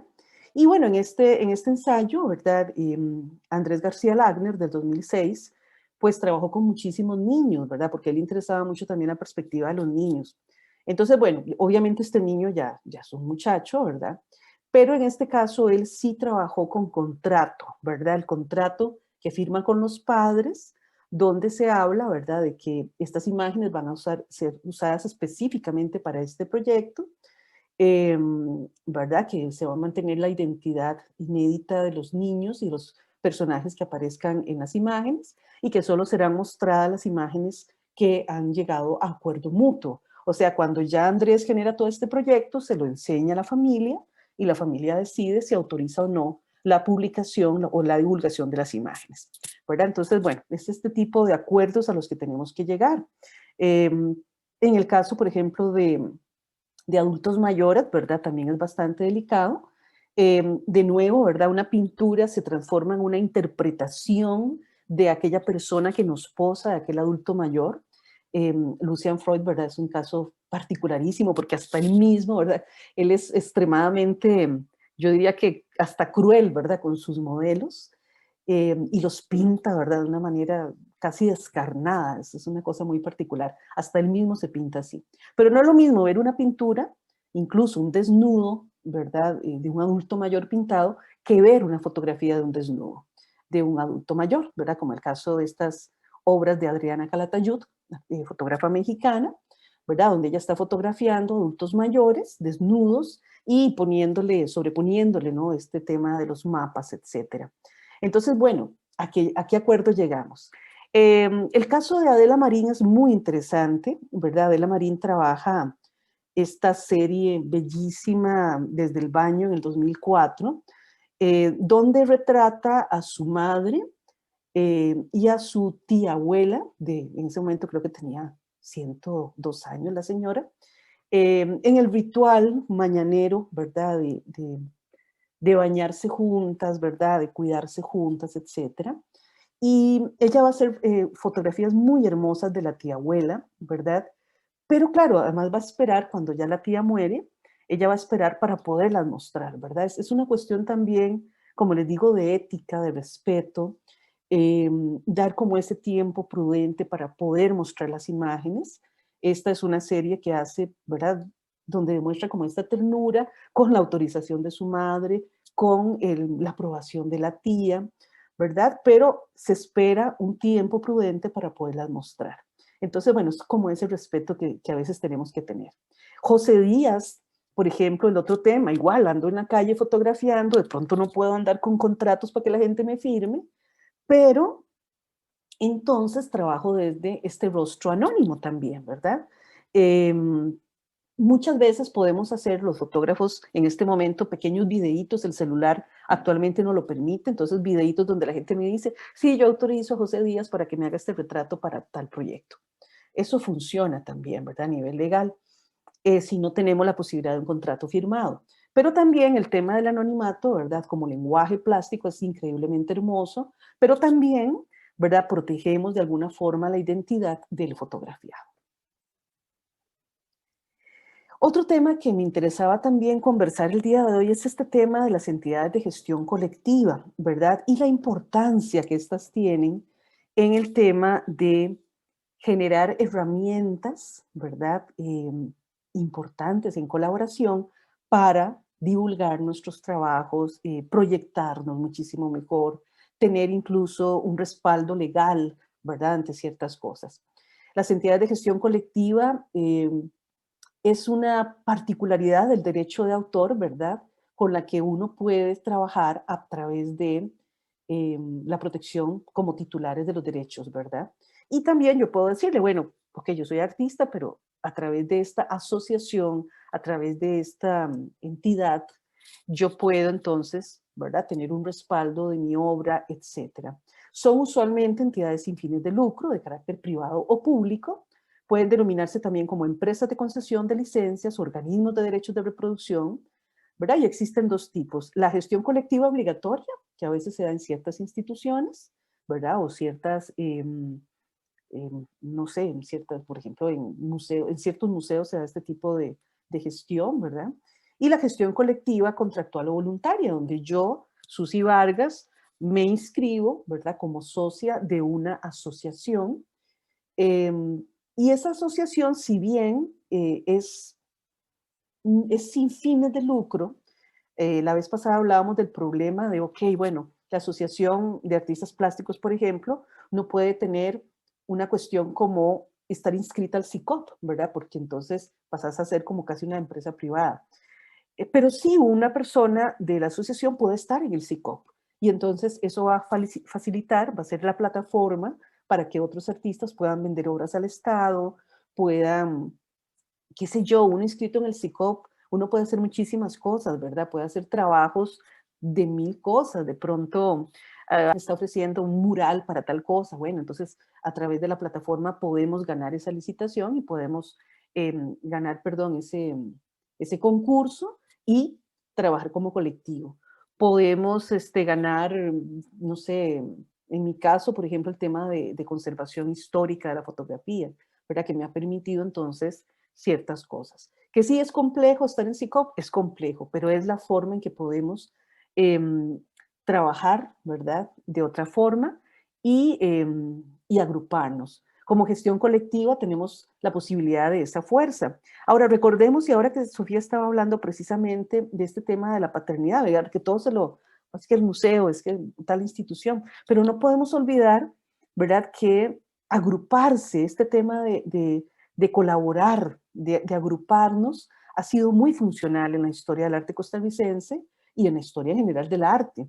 O sea, no podemos olvidar que antes del Ministerio de Cultura estaba la Dirección General de Cultura, ¿verdad?, que estaba movida por artistas, que antes de la Dirección General de Cultura en el 73 estaba el Club de Amigos del Arte, por ejemplo, en el 37, ¿verdad? Y cómo esta gente se une, empiezan a exponer, empiezan a proyectarse, logran hacer cambios importantes, ¿verdad? Que nos va a llevar precisamente a construir más adelante lo que será la Dirección General de Cultura, grupos como Bocaracá, como el Grupo 8, ¿verdad? Que en algún momento se unieron y empezaron a trabajar y lograron exponer muchas veces fuera del país, lograron fundar galerías, ¿verdad? Y eran galerías además muy interesantes porque eran galerías donde no solo se exhibía arte, sino que eran prácticamente espacios interesantísimos de cultura, de danza, de música, de muchas expresiones del arte.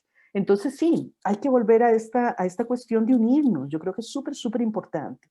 En Costa Rica hay algunas asociaciones, hay algunos clubes de arte, ¿verdad? Tenemos por supuesto la CAP, que está desde marzo del 2009, está Costa Acuarela también, Asociación de Acuarelistas, está la ANESCO, Asociación Nacional de Escultores de Costa Rica, está la COFA, por ejemplo, que es algo muy puntual. Los fotógrafos en este momento no tenemos una asociación de fotógrafos. Apareció una por ahí, pero de pronto volvió a desaparecer, ¿verdad? Pero bueno, de pronto se encuentra uno esta, que es gente especializada en fotografía de aviación, ¿verdad? Y donde ellos mismos generan proyectos interesantes para recibir cursos, facilitar, por ejemplo, el tema de materiales, ¿verdad? Porque las asociaciones también son puentes precisamente para eso, para facilitar adquisición de materiales, becas, hacer contactos, ¿verdad? Moverse a nivel de asociación para lograr una gran cantidad de beneficios para sus propios asociados.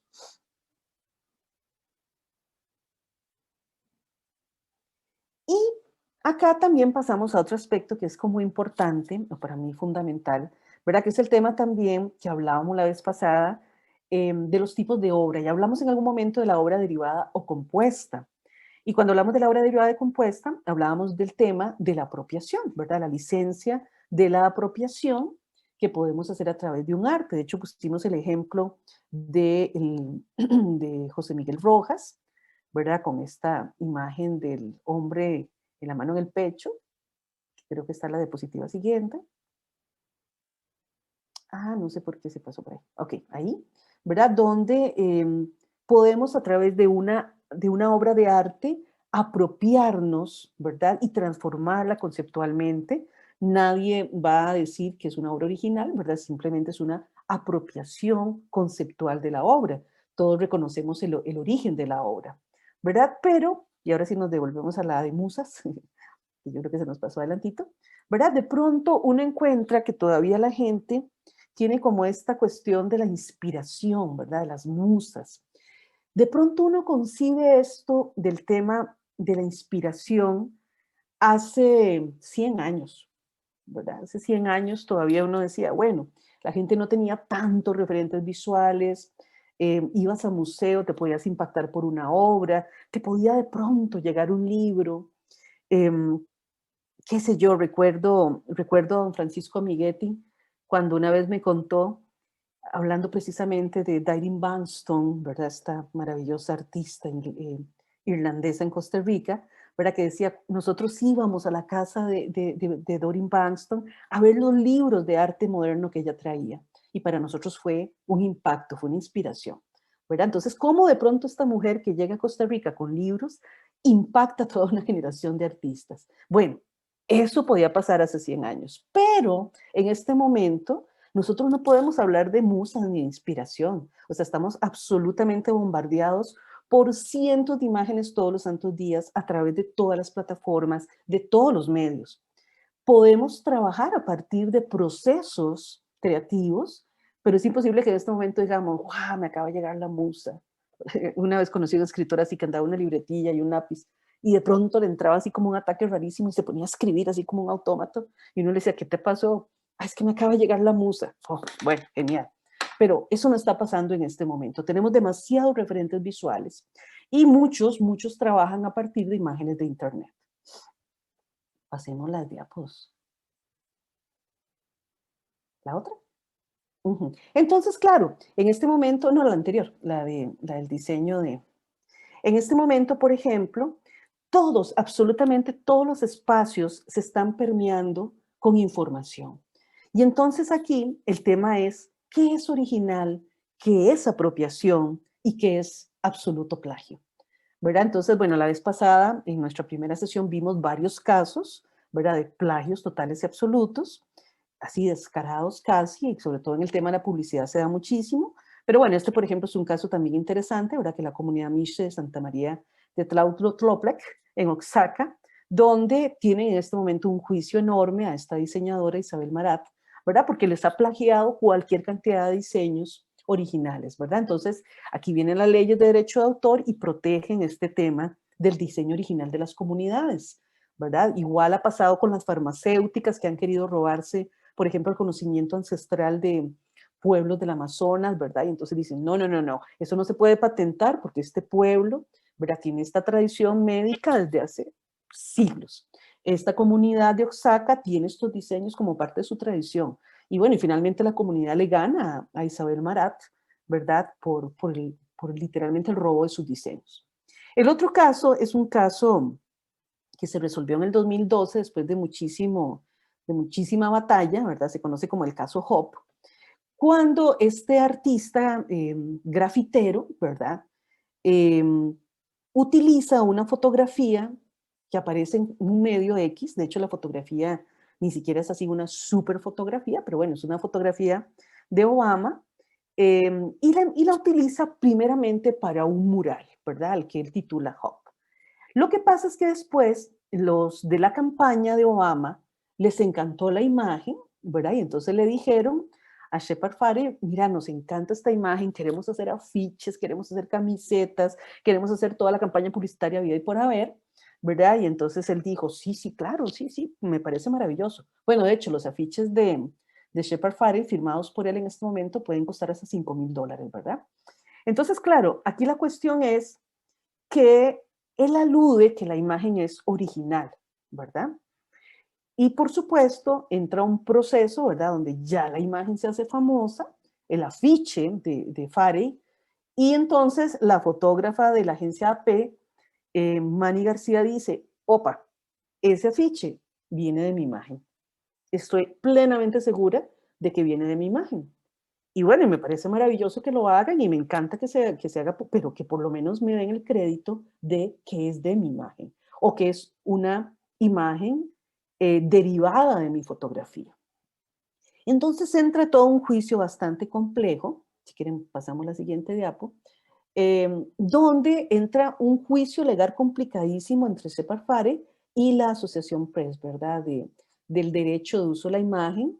En la ley norteamericana hay una particularidad, sigamos pasando las imágenes, hay una particularidad, ¿verdad? Donde se permite el uso de ciertas imágenes sin autorización, ¿verdad? Pero bueno, en el juicio, ¿verdad? Precisamente los abogados de Shepard dicen, eso no es un plagio, eso es uso justo, que eso es lo que tiene la legislación de Estados Unidos, ¿verdad? Pero bueno, dice, bueno, que es un uso justo, ¿verdad? Entonces, aquí se empezó a plantear cuál era el propósito de ese uso, ¿verdad? Si la imagen se utilizó de forma comercial o no comercial. Por supuesto que se usó de forma comercial, ¿verdad? Naturaleza del material con derechos de autor. ¿Cuán creativo o real fue el original? O sea, el original es tan absolutamente, ¿verdad? Mortal como para que no se pueda utilizar o se pueda mejorar incluso. Pasamos a la siguiente. Transformación de la obra. ¿Se cambió el original dándole un nuevo significado o valor? ¿Qué tanto de la imagen original se copió y fue central para la misma? O sea, aquí vemos que absolutamente el 100% de la imagen fue copiada, hasta las cuestiones de luz. Efecto en el mercado del original. ¿Podría suplantar esta reproducción la demanda del original? Por supuesto que sí, ¿verdad? Definitivamente, la que se vuelve famosa es el afiche y no la imagen original. Pasamos a la siguiente. Entonces, claro, después de todo un proceso de juicio, finalmente, ¿verdad? Se comprueba de que Shepard había utilizado la imagen, ¿verdad? De esta fotógrafa de la AP, tal cual, ¿verdad? Él había dicho que había utilizado diferentes fuentes para construir finalmente esa imagen, pero, ¿verdad? Con un simple Photoshop en 3 segundos y medio, uno puede verificar que es exactamente la imagen de la fotógrafa. Por lo tanto, el fallo de la Oficina Fiscal del Distrito de Nueva York del 2012 dice, después de hacer todo un análisis, la imagen creada por Shepard Fairey Hop es un plagio, pues es la copia literalmente exacta de la fotografía. Además queda demostrado que el autor creó múltiples documentos fraudulentos. ¿verdad? Eso fue tal vez lo que más afectó a Shepard. Y por lo tanto, el juicio fue que no se va a poder volver a utilizar una imagen de la agencia P sin previo consentimiento. Esto no quiere decir que los grafiteros no puedan usar las imágenes, que como artistas no podamos usar las imágenes que están en espacio público. La diferencia es que para este tipo de cosas, ¿verdad? Si vamos a generar toda una cuestión de divulgación de la imagen, hasta comercialización de la misma, tiene que ser con previo consentimiento de sus autores. Y este caso, ¿verdad? Dejó entonces un puntito importante en la legislación norteamericana, ¿verdad? De que no necesariamente algo que esté en la calle se puede usar así libremente en consentimiento sin autorización previa. Y bueno, fue tanto, ¿verdad? Que ya finalmente se salió de las manos esto, que cualquiera de ustedes puede bajar a su celular una aplicación, ¿verdad? Que es gratuita y que se llama aplicación Hub. Y entonces cualquier imagen puede ser transformada en el efecto Hub de Obama. Pero bueno, finalmente el juicio se gana, ¿verdad? Y le dan reconocimiento al creador de la imagen original. Bueno, y el otro temita que nos ocupa hoy, que vamos a tratar de, vamos a ver qué hora es el tema de las plataformas para la divulgación de obras de arte, hablando precisamente de Internet, de lo fácil, ¿verdad?, que es de pronto que nos roben imágenes en Internet. Entonces, bueno, nosotros como artistas tenemos una posibilidad muy grande de generar plataformas. De hecho, acá he visto algunos intentos de espacios de divulgación de arte costarricense, muy interesantes, ¿verdad? Pero que de pronto uno dice, bueno, tal vez están usando la plataforma de Facebook o están usando la plataforma, no sé, de Instagram, pero no la están usando correctamente.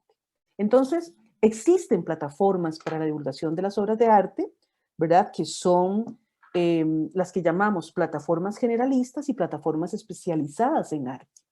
Usualmente las generalistas son todas las redes sociales gratuitas de fácil uso y amplio acceso, en las que se obtienen... Sí. Ah, llevamos pupusas, ¿cómo ya? Bueno, no creo que queramos pupusas en este momento, pero...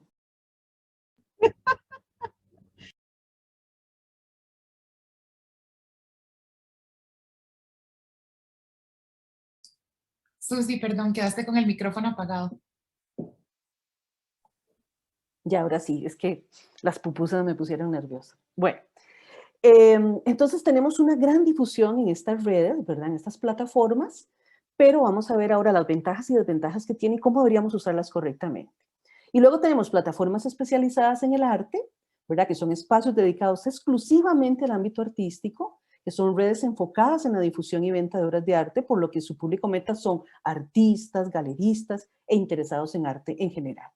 ¿Qué tenemos de plataformas generalistas? Bueno, Twitter, Facebook, Instagram, que son plataformas muy interesantes, muy masivas, pero que no son especializadas en arte. Ahora, yo puedo usar estas herramientas en mi beneficio, pero tengo que saberlo hacer.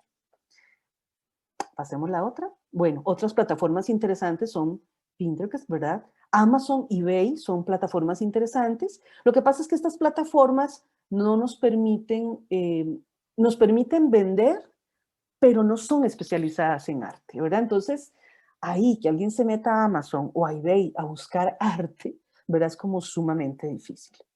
Pinterest es interesante, ¿verdad? Divulga, pero no nos permite, digamos, como meter demasiada información. Entonces también se vuelve una herramienta, pues, muy deficiente en el tema de divulgación del arte. De pronto, bueno, esa es una página que me ha parecido interesante, que es Artistas Plásticos en Costa Rica, que está en Facebook, ¿verdad? Que han trabajado haciendo divulgación de charlas, de talleres, etcétera, ¿verdad? Ahora, ¿cuál es la parte importante de trabajar con estas herramientas? Bueno, yo siempre le recomiendo a los artistas cuando me hacen esta pregunta, bueno, yo puedo subir mi trabajo artístico a Facebook, a Instagram, sí, claro, lo pueden hacer, pero no lo suban directamente. Traten en lo posible de tener un link que los lleve a una página web, ¿verdad? A algo muy específico, a una página en ISU, por ejemplo, no directamente en Facebook, porque cuando nosotros subimos las cosas a este tipo de plataformas, ¿verdad? Y no les estamos poniendo algún seguro, ¿verdad? Simplemente se vuelven públicas. y en ese momento yo estoy cediendo de alguna manera mis derechos patrimoniales. O sea, si alguien me la roba en China, yo puedo decir, es que usted me robó la foto en China. Ay, no sé, a mí me llegó. ¿Yo qué voy a saber de quién es? Simplemente la imagen me llegó, me gustó y la pinté, ¿verdad? Entonces, siempre en lo posible no subir directamente las obras ni en buena resolución ni directamente a páginas como Facebook. Generar links que nos lleven a otras páginas donde sí están protegidas. Otra cosa que me encontré, porque claro, existen todas estas plataformas lindísimas, pero la cuestión es, y ahora que veamos las plataformas especializadas en arte, es que lo primero que me van a pedir es una página web. Y uno de los problemas que encontré, porque me dediqué a investigar bastantillo, es que muy pocos artistas costarricenses tienen páginas web. No tienen páginas web. Carla Solano es una excepción. Tenemos por aquí otra, la de Ale Rambar, una página lindísima, súper ordenada, con su currículum divino, o sea, una página muy buena. Tenemos otra por ahí también. Luis Fernando Quiroz es un diseñador artista, ¿verdad? Que utiliza plataformas para todo. Tiene plataformas muy interesantes. Él utiliza Wixsite, ¿verdad? Y bueno, ahí mete textos, mete videos, mete de todo. Y bueno, es una maravilla de divulgación de trabajo, ¿verdad? Entonces, esto es súper, súper, súper importante. Pero hoy de nuevo, si yo estoy en Facebook, yo no comparto directamente mis trabajos en Facebook. Lo llevo a un link donde me voy a topar con esto y entonces ahí mi trabajo va a estar más seguro. Es que usted me robó el trabajo. Bueno, pero es que me lo robó en mi página web. No simplemente se lo encontró en Facebook ahí flotando. Se lo robó de mi página web. Y además ahorita vamos a ver las protecciones que podemos hacer para la página web. Gente como Andrés Gudiño utilizan, por ejemplo, una cuenta en Instagram, ¿verdad? Que Instagram también es interesantísimo porque uno está en Instagram y de pronto Instagram te empieza a recomendar artistas. Yo he llegado a conocer a través de esta plataforma ilustradores, pintores, escultores, una belleza, ¿verdad? Pero hay que saberlo usar también. Entonces, si yo voy a tener mi Instagram de artista, no voy a meter ahí imágenes del paseo del domingo, del cumpleaños del perro. O sea, voy a tener una página específicamente solo yo, Susy Vargas, como artista en Instagram, ¿verdad? Entonces, es un medio maravilloso, realmente, ¿verdad? Y podemos, como les digo, conectarnos con otras cosas, pero hay que saberla utilizar también inteligentemente. O sea, todas estas plataformas no es que son, no les estoy diciendo que son diabólicas, ¿verdad? Que tenemos que, no, son maravillosas. Lo que pasa es que tenemos que aprovecharlas correctamente. Aquí vemos también otras que, por ejemplo, Artflow tiene en Facebook, tiene en Instagram, ¿verdad? Y es una divulgación muy rica. Aquí hay un ejemplo, por ejemplo, de una escuela de escultura que yo vivo viéndola porque es una maravilla y te ponen información y videos y cosas de los artistas. Galería F, esa de imagen, es una galería nueva de fotografía, exclusivamente de fotografía, que genera eventos además en Instagram, ¿verdad? Entonces son maravillosas plataformas que podemos aprovechar. ¿Que podemos vender a través de ellas? Pues no. Para eso entonces existen este otro tipo de plataformas.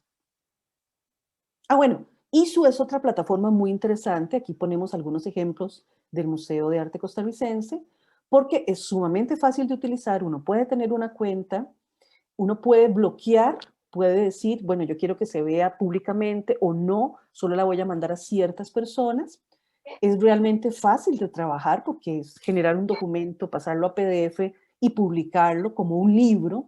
Entonces, ISU tiene la ventaja de poder trabajar imagen y texto. Entonces, yo ahí me puedo hacer un catálogo, puedo mandarles el link a galeristas, a gente que me interesa en arte, y ahí tengo una carpeta muy interesante también, una forma muy segura y muy estética incluso para divulgar mi trabajo. ¿Cuáles son las ventajas y desventajas de estas plataformas generalistas? Bueno, ventajas, son súper fáciles de usar, mucho acceso, gran visibilidad, amplia difusión y además son gratuitas. Inconvenientes, nos podemos perder, ¿verdad? Como sardinas en el océano, porque no están absolutamente enfocadas en arte, sino en los gustos de millones de personas y que nos ubiquen, pues es bastante difícil, ¿verdad? Las otras plataformas, las plataformas de divulgación de obras de arte, Nos pasamos a la siguiente diapo. ¿Verdad? Son muy interesantes porque sí son especializadas en arte. Aquí yo les comparto algunas, ¿verdad? Como Smells Like Art, que son sitios específicamente para la divulgación del arte, donde obviamente los interesados son artistas, galeristas, ¿verdad? Coleccionistas de arte, son internacionales. Pasemos otra diapo, por favor. Esta particularmente tiene incluso la posibilidad de que yo me registro, de que subo mi obra, de que puede ser valorada por un experto y posteriormente difundida. Pero ahora es donde viene el problema. ¿Qué es lo que va a buscar primeramente una página como esta? Bueno, ¿quién es el artista que me está mandando su trabajo? Antes uno llegaba y presentaba una carpeta. Ahora la cosa no funciona así. Lo primero que va a hacer esta gente es decir, ok, me voy a meter a buscar quién es esta persona. Ah, mira, me encontré su página web, me encontré esta publicación en ISU, me encontré su Instagram, me encontré estas publicaciones, ¿verdad? Es lo primero que van a buscar. Ya no van a buscar, no te van a pedir tu carpeta, te van a pedir los links para accesar a tus páginas web. Y entonces, ¿cómo pretendemos que estos espacios nos puedan aceptar el trabajo, podamos vender a través de ella, nos puedan visualizar si no tenemos cómo hacerlo? Lo primero que tenemos que hacer como artistas es invertir en estos espacios. Hay incluso páginas web que son bastante accesibles, hay otras que son gratuitas, ¿verdad? Entonces, buscar la forma en que nosotros como artistas podemos divulgar nuestro trabajo. Ok, no tengo los medios para pagar un sitio que me cuesta $100 al mes o $100 al año. Bueno, entonces me busco una en la que yo pago una suma simbólica y puedo divulgar mi trabajo, ¿verdad? Pero lo primero que van a hacer, ¿quiénes son ustedes en este espacio gigantesco de Internet? Ah, bueno, sos un videocreador, sos un artista tal, ¿verdad? Cualquier cosita por ahí. Creo que doña Mónica tiene la camarita prendida. Otra página interesantísima es esta, Saatchi-Art, ¿verdad? Que también es una página súper completa, maravillosa de divulgación del arte. Aquí tenemos otros ejemplos para que después las puedan buscar. Bueno, aquí además te ponen el perfil, ¿verdad? De los estilos, te van a buscar a través de categorías, estilos, etcétera, ¿verdad? Entonces es bastante interesante. Yo me metí a buscarla y de una vez te ponen los precios, ¿verdad? Y tienen Crazy. también una opción. Tienen una Sí, abajo opción. están maduros y riquísimos. Bueno,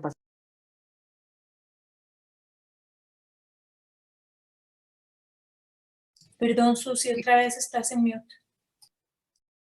sí, es que creo que mucha gente está abriendo el micrófono. Pasamos a la siguiente diapositiva.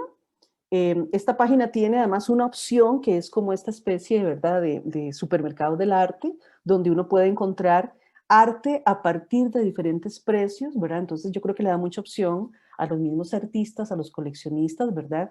De que, ok, yo quiero buscar arte que tiene un valor X y ellos tienen esta plataforma. Entonces bastante interesante. Seguimos. Otra es Zedart, que es bastante interesante, trabajan por subasta, ¿verdad? Entonces tienen diferentes categorías, tienen todo un stand muy interesante, un blog, y cada cierto tiempo hacen subasta de ciertos artistas y de diferentes épocas.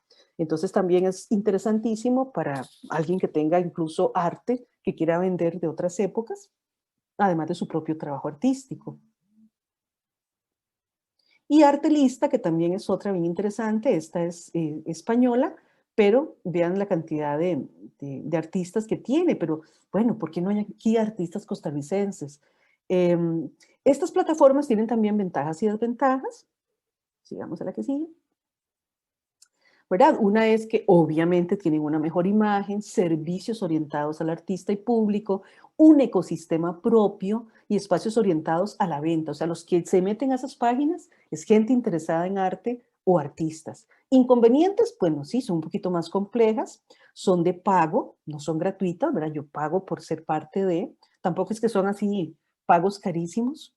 Son entornos endogámicos, solo son visitadas por personas interesadas en el arte y requieren mayor dedicación personal, precisamente porque implican que antes de yo meter obra ahí, primero tengo que hacer mi propio trabajo de generar una imagen a nivel virtual. Entonces, tiene una cuestión de automarketing importantísima.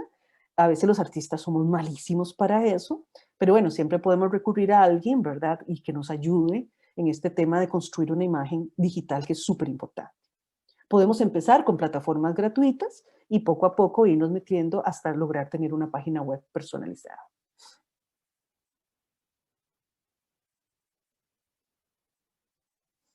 Bueno, esto era lo que estábamos hablando casualmente. Entonces, claro, uno se mete a buscar a ciertos artistas, ¿verdad? Uno se mete a buscar Luis González Palma y por supuesto te sale su página web, ¿verdad? Con su trabajo, su currículum, publicaciones, etcétera, ¿verdad? Y a veces no son páginas web complicadísimas, son realmente sencillas, pero me permiten ver a mí el trabajo de los artistas. El otro tema es la protección de las obras de arte en Internet, ¿verdad? Y nuevamente aquí es muy importante que entendamos que sí, yo puedo encontrar todo lo que yo quiera en Internet, pero el hecho de que esté en Internet no quiere decir que sea público, gratuito y libre de toda responsabilidad, ¿verdad? Siempre que nosotros buscamos a un artista, el mismo Internet se encarga de decirnos, bueno, usted está bajando esta imagen, podemos ver la imagen siguiente para ver más de cerca precisamente esta diapositiva de Dinora, ¿verdad? Usted puede coger la imagen si quiere, está en una muy buena resolución incluso, pero tiene que entender que las imágenes pueden estar sujetas a derechos de autor. Incluso si ustedes se meten aquí, les vuelvo a explicar otra vez qué es el tema de los derechos de autor. Entonces, ya sabiendo todo lo anterior, ok, ¿para qué yo voy a usar esta imagen? La voy a usar por una cuestión académica, para un trabajo que estoy haciendo. ¿Para qué la voy a usar? Sabiendo que ya tiene regulaciones, ¿verdad? Derechos de autor. No puedo aludir a la hora de bajar una imagen de Internet que no conozco esta particularidad. Si el mismo Internet me lo dice cada vez que yo acceso a una imagen, ¿verdad? Entonces, el hecho de que las imágenes estén en Internet no quiere decir que estén ahí a la libre y que yo pueda hacer con ellas lo que yo quiera simplemente porque están en Internet. Dentro de los mecanismos de protección de obras de arte en Internet, hay varias herramientas, ¿no? Una es este tema de tener mi propia página web, entonces yo sí puedo reclamar que me la robaron de ahí.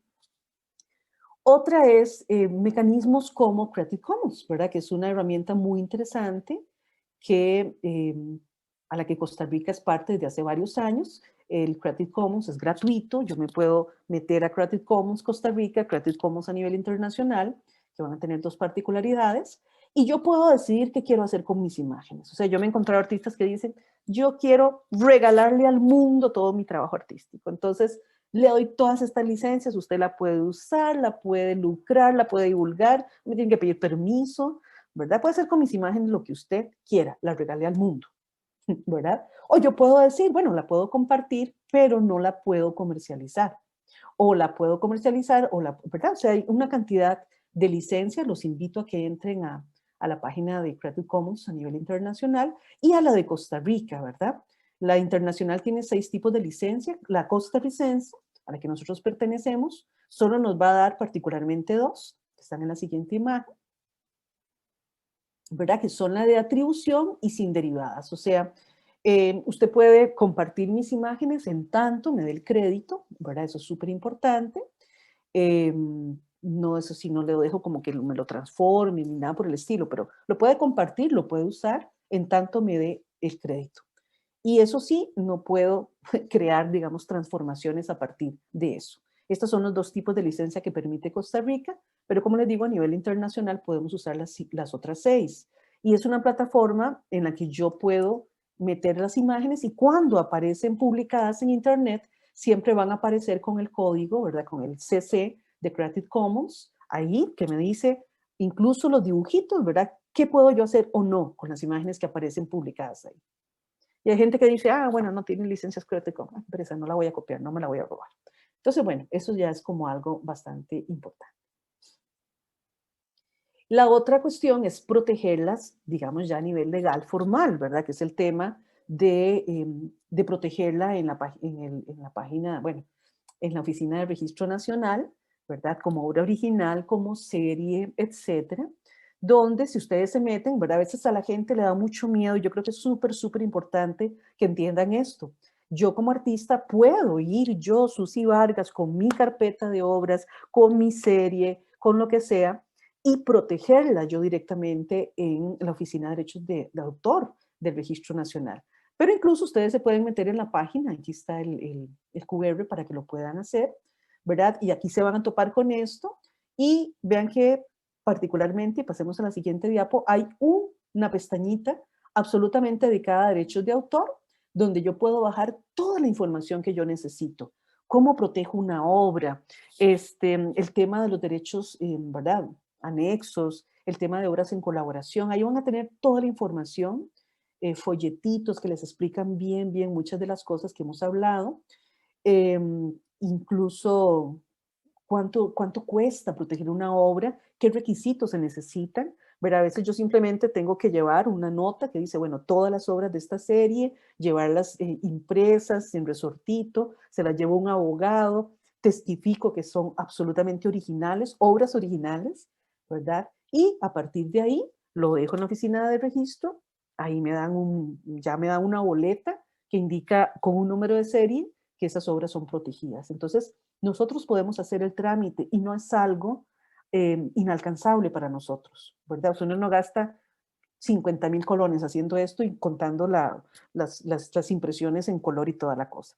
Entonces, si necesitamos hacer eso porque mi obra, yo pienso divulgarla de alguna manera, entonces podemos hacerlo para estar un poco más tranquilos. Pero de hecho ya las obras nacen con derechos de autor en Costa Rica y protección desde el momento en que nacen. Pero si, como les digo, yo la voy a divulgar, quiero hacer una serie, no sé, de jarras con mis pinturas, quiero hacer, entonces sí vale la pena, ya que se van a divulgar a nivel comercial y protegerlas en la Oficina de Derechos de Autor. Y bueno, por ahí dicen que la mejor manera de proteger nuestras obras en Internet es compartiéndolas. Es que la gente sepa que ese es mi trabajo, ¿verdad? De tal manera que el día de mañana, pues yo vengo y me encuentro una obra por ahí perdida y yo digo, ah, mira, esta obra es de, no sé, de Adela Marín, o esta obra es de Vilma Calvo, ¿verdad? Y se la están copiando. Entonces yo perfectamente puedo decir, esa obra no es suya, esa obra es de Vilma Calvo. Porque claro, ya yo conozco el trabajo, se ha divulgado lo suficiente en medios, ¿verdad? Este mismo artista procura estar compartiendo constantemente su trabajo y eso entonces me permite que uno esté atento, que haya gente atenta a mi trabajo. Igual hay plataformas, hay aplicaciones para poder seguir mis obras en Internet y saber cuántas veces fueron bajadas, quién las bajó, ¿verdad? Etcétera. Y el último puntito, que voy a tratar de explicarlo bien rápido, porque estamos como talladillos de tiempo, es el tema de contratos, transmisión versus cesión y licenciamiento, ¿verdad? Una cosa es el contrato y otra cosa es el permiso, ¿verdad? Que yo doy para el uso de una imagen o lo que sea. Entonces, los contratos de licencia o autorización de uso, ¿verdad? Tienen que ser muy específicos hacia qué obra es la que cae la autorización. O sea, yo estoy diciendo, está bien, yo voy a facilitar, no sé, una obra ahí X, ¿verdad? La portada de este libro, ¿verdad? La imagen de la portada de este libro y específicamente esa pintura la que yo voy a autorizar para que sea impresa en este libro o para que sea editada o lo que sea, ¿verdad? Entonces, hay toda una cuestión de contrato en el que yo voy a autorizar a esa persona, a esa institución o lo que sea, al uso de esa imagen. Si hay un costo, por ejemplo, qué sé yo, hace poquito yo cedí una imagen para una portada del libro, el último libro de Queen's Duncan, ¿verdad? Entonces, fue un contrato con la editorial Costa Rica, no hicimos una cuestión económica, ¿verdad? Pero sí, digamos, un tema de divulgación de mi obra a partir de la obra de Queen's Duncan, ¿verdad? Y yo autoricé a que la obra fuera editada y toda la cuestión. Entonces, bueno, ¿cuál es el término de duración y cuál es el ámbito? Bueno, Costa Rica. Si ese libro se edita con esa portada fuera de Costa Rica, entonces ya ahí hay que llegar a otro acuerdo. El término, bueno, primera edición. Si el libro va a ser nuevamente editado, me tienen que volver a pedir permiso, ¿verdad? Para que yo vuelva a autorizar nuevamente ese uso. Y tienen que quedar muy claras también las modalidades de explotación de la obra. Ok, bueno, resulta que entonces la editorial Costa Rica va a hacer camisetas y va a hacer bolsos y va a hacer cositos para celular, ¿verdad? O sea, ¿en qué más va a estar mi obra? Y si entonces compete que haya un pago por ese medio de explotación. Y luego están los contratos de cesión de derechos de autor, ¿verdad? Donde siempre se hace un documento escrito. Eso es muy importante. Para contratos siempre tiene que haber un documento escrito. Los ticos a veces nos pasamos de inocentes. Eso es algo que es como parte de nuestra naturaleza, ¿verdad? Nosotros nos dicen algo verbal, nosotros no lo creemos, nunca se firma nada, nunca hay nada por escrito. Y entonces después hay un reclamo y lo primero que me dicen, ¿y el contrato? Ah, bueno, no, es que no firmamos contrato, fue un acuerdo verbal. No, no, no, no, no. En el tema de contratos no pueden ser verbales, los contratos tienen que ser escritos. Eso es súper importante y tienen que ser tremendamente claros, ¿verdad? De hecho, la ley nos dice, es un documento escrito mediante el cual una persona cedente transmite o transfiere a otra cesionario los derechos de autor de una o varias de obras literarias, artísticas o científicas, expresadas por cualquier medio o soporte tangible o intangible. La transmisión de los derechos patrimoniales, recuerden, la vez pasada lo hablamos, de hecho Sofía lo habló muy claro, ¿verdad? Solo se pueden dar por transmisión por causa de muerte o transferencia por acto entre vivos, ¿verdad? A pesar de que se habla de que son, ¿verdad? Todo este tema de que solo yo los puedo autorizar, recuerden que también están los cesionarios y todo lo que habíamos hablado la vez pasada. Se define como un acuerdo de voluntades en virtud del cual el autor o titular transfiere uno o varios derechos patrimoniales a otra persona. Recuerden que yo puedo ceder mis derechos patrimoniales. Ok, no le cobro a la editorial Costa Rica por el uso de mi imagen, pero necesito el crédito en el libro, necesito la divulgación. Puedo ceder eso, lo que no puedo ceder es mi derecho a paternidad a la obra siempre va a ser mía. Con condiciones por un tiempo y lugar determinado, eso es súper importante. El autor o titular del derecho siempre va a ser el cedente y terceros que reciben los derechos del cesionario. Y otra cosa importante, ¿verdad? Ese cesionario puede a la vez transferir los derechos a algo que se llama, o la figura de titular derivado. En el caso de los contratos en arte es súper importante, siempre por escrito, siempre aclarar algo que se llaman los elementos formales del contrato, ¿no? Quiénes son las personas que están firmando ese contrato, cuándo se está firmando, y luego lo que son los elementos objetivos del contrato, lo que tiene que ver con explícitos, términos explícitos, qué sé yo, toda la parte económica, se me va a pagar o no se me va a pagar, es un contrato ¿cómo se llama? De un encargo, ok, ¿bajo qué parámetros está ese encargo? Es una galería, ¿cuánto recibe la comisión de la galería? ¿Cuánto voy a ganar yo? ¿Cuál es el sistema y la forma de pago? ¿Va a ser exclusivo o no? O sea, yo puedo venderle a otra gente o voy a ser exclusivo de esta galería. ¿Se incluye el IVA o no se incluye el IVA? ¿Verdad? Esos aspectos objetivos, formales, tienen que estar en el contrato. Absolutamente, totalmente puestos, ¿verdad? ¿Por cuánto periodo usted va a retener mi obra estando en una galería?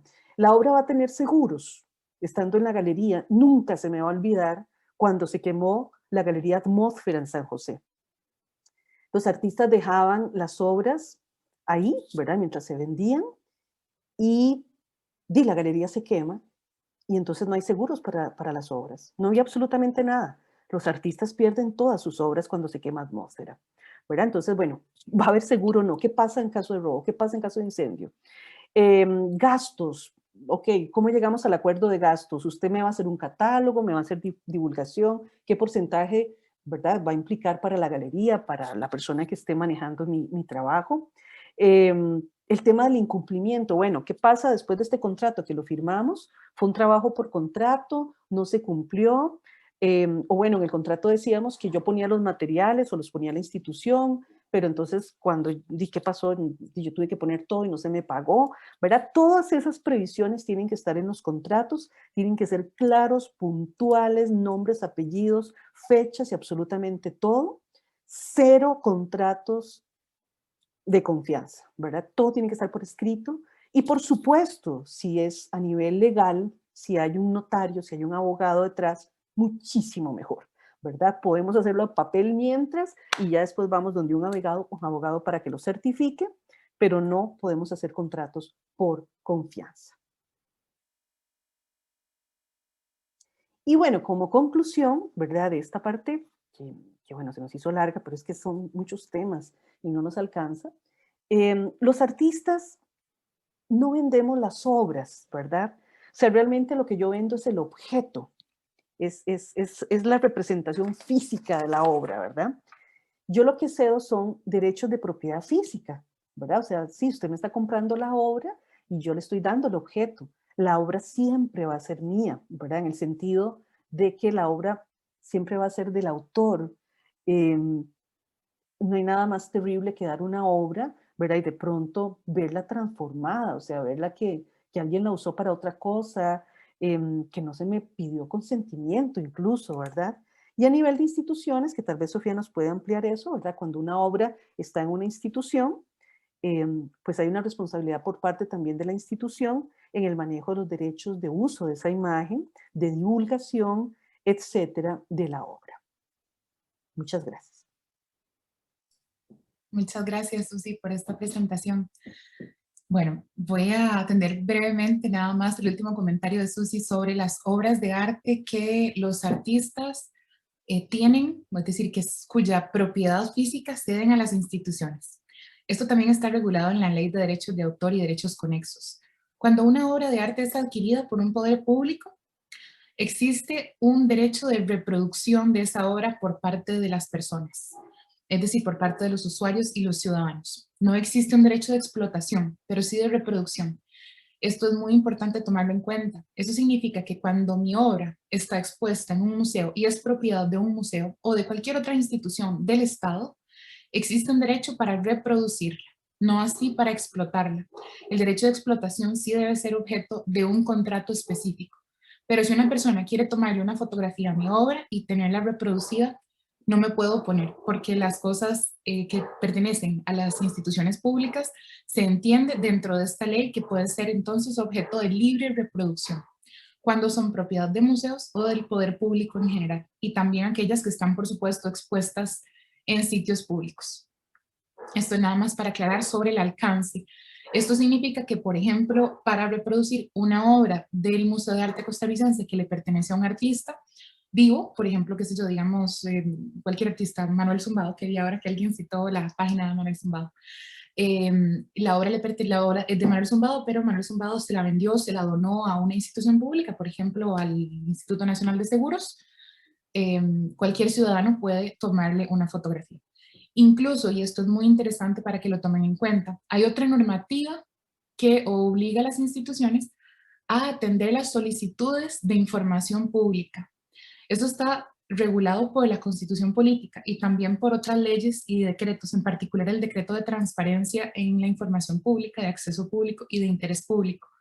Cuando yo como ciudadano le pido, por ejemplo, vamos a decir, al Poder Judicial la fotografía que conserve de una obra que es propiedad del Poder Judicial, el Poder Judicial tiene 10 días hábiles para comunicarme esa fotografía. Todos los documentos públicos, es decir, todo lo que produzca el Estado, salvo algunas excepciones que tienen que ver con seguridad nacional, son objeto de consulta pública y las instituciones están obligadas por ley y por reglamentos a conceder esta información a cualquier ciudadano que la solicite. Esto para tomarlo en cuenta porque eso significa que si ustedes solicitan, por ejemplo, información de una obra en específico y la institución la tiene registrada o fotografiada, tiene la obligación de cederles esta imagen. Obviamente para utilizarla ustedes no la pueden explotar, pero se puede reproducir porque es del poder público y es necesario reproducirla siempre con el crédito del autor, como ya vimos y eso sí nos explicó sobre el tema de la paternidad, maternidad de la obra.